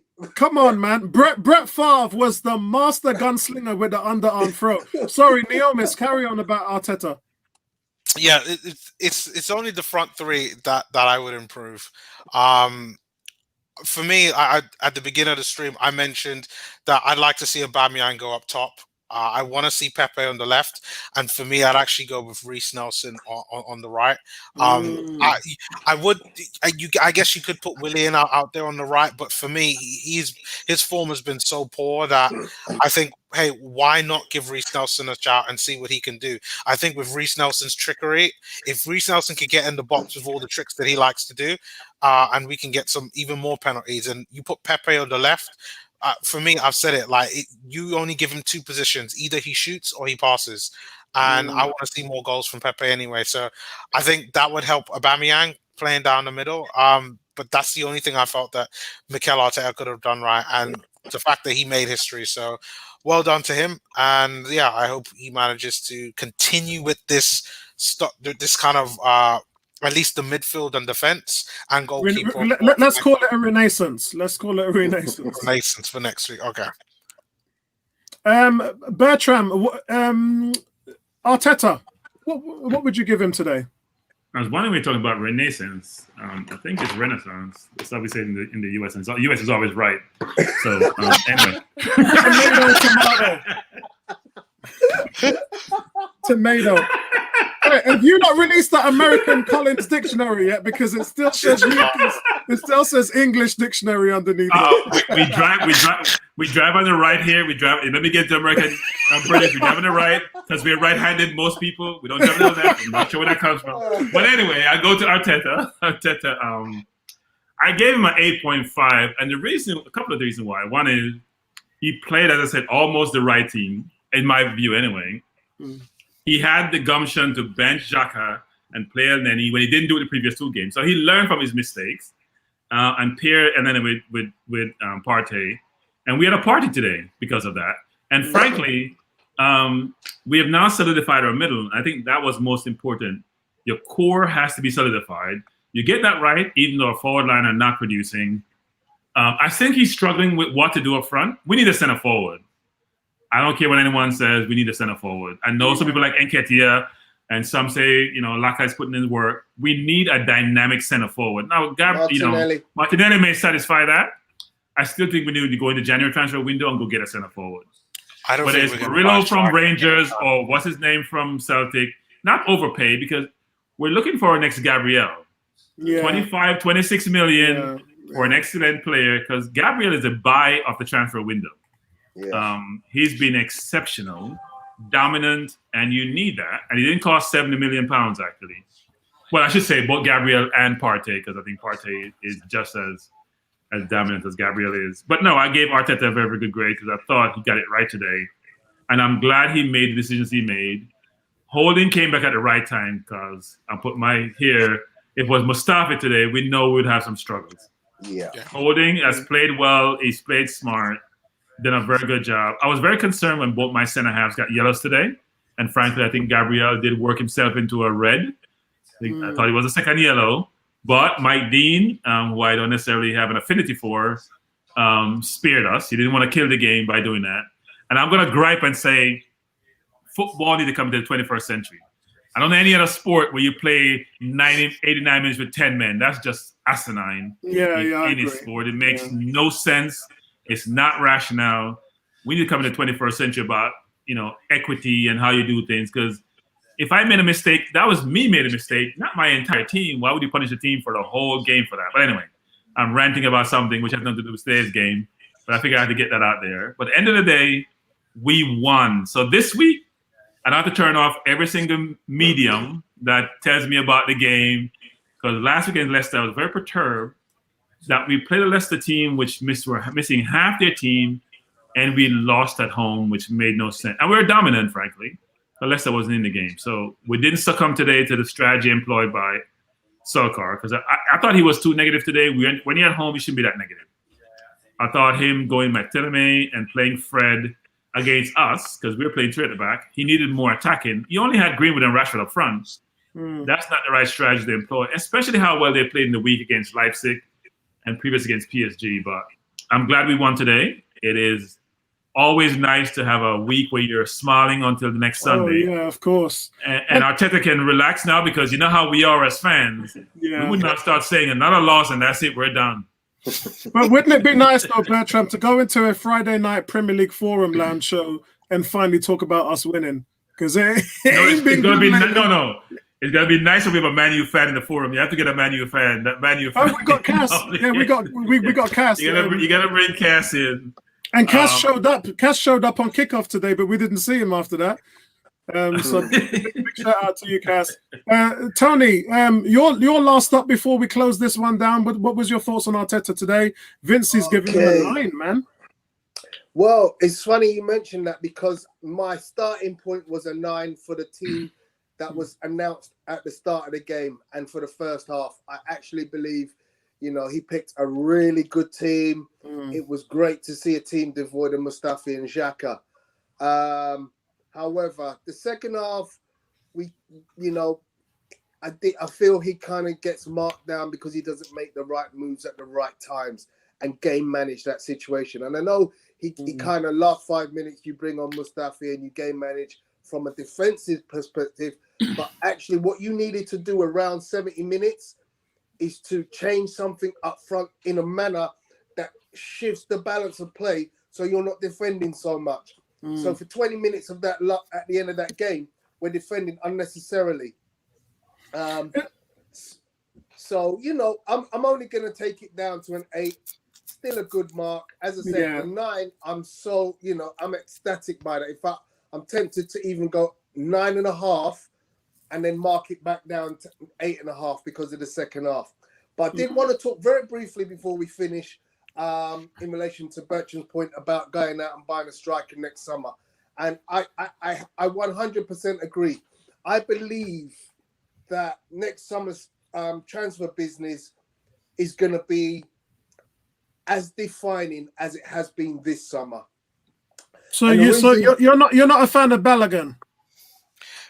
I actually thought he had a good 10 minutes, and obviously his form at under 21 and under 23 is phenomenal. Ridiculous. So but I've seen that so many times. You don't remember, I'm a guy who used to go and watch Arturo Lupoli banging goals in for fun. Yes, of course. Nicholas Bentner banging in goals for fun. Those days, were such great times going and watching Arsenal at Barnet. But I do believe that this summer coming up, we will see the removal of the excess baggage. And I believe we will somehow find the funds necessary, because don't forget how big an excess baggage removal will be lazy, because that gives us a lot of money in the kitty. So with, Lazy, Mustafi, Kolasinac, Socrates, so on and so forth. Yeah, 34 million freed up, 650 grand a week freed up. Yeah. We're going to be spending some money next summer, bro. Yeah, but listen, I believe that with the right acquisitions, we next year will be really putting in a challenge for top teams, and I believe that Arteta's whole strategy will be much better because he'll have better players. Yeah, I agree. You can see how much difference the team is just with better players. Of course, yeah. I mean, those two right there. Three. You have to mention Gabriel. You got to mention Gabriel. It's a massive. I believe we start getting rid of mediocre players, and as I said, replacing donkeys with stallions. Look, somehow if we get Danny Ings in next summer, I just feel next summer we really. No, I can't hear well. I heard Tony say something like Ings. Tony, you okay? Oh, damn. I can't hear Did you. I hear Tony say Danny Ings? No. Tony, you're okay? You may be Snoop. Oh, You we're think you're the knocking on the stuff, door. man. You must be Snoop. You're the stuff. Could you imagine? Battering Could the you door. imagine him playing for Arsenal? That Oh would yes, we're in. that would be like John. That would be like John Hartson all over again. All right, guys, listen, I'm going to shut it down now. Thank you, everybody, for coming on. Thanks, the panel, for today. Really, really good game it was today. Very tight one. Some amazing feedback from all you guys, as usual. Thanks to Ebony. Thanks to Nabel. We didn't see the African Guna today, which is strange. He's in Dubai. No, he's in Dubai. Yeah, he's in Dubai. Yeah, so I know that he's been watching as well. But thank you to everybody in the chat. And thanks for your contributions, your donations and contributions. Really, really means a lot. You have no idea how much it means to us, because it allows us to grow this channel and keep it exactly where we need to keep it right now. So, and as usual, you guys make it what it is, man. You guys make this a party. And we had a party today at Old Trafford, our first away win in 30 games to a top 6 side. We're on our way, guys. It's going to take a bit of time, but we're on our way. Thanks, Just everybody. like the Miami Dolphins, 28-7. Let's go. hey, no. You know I normally talk about Sunday, the trifecta.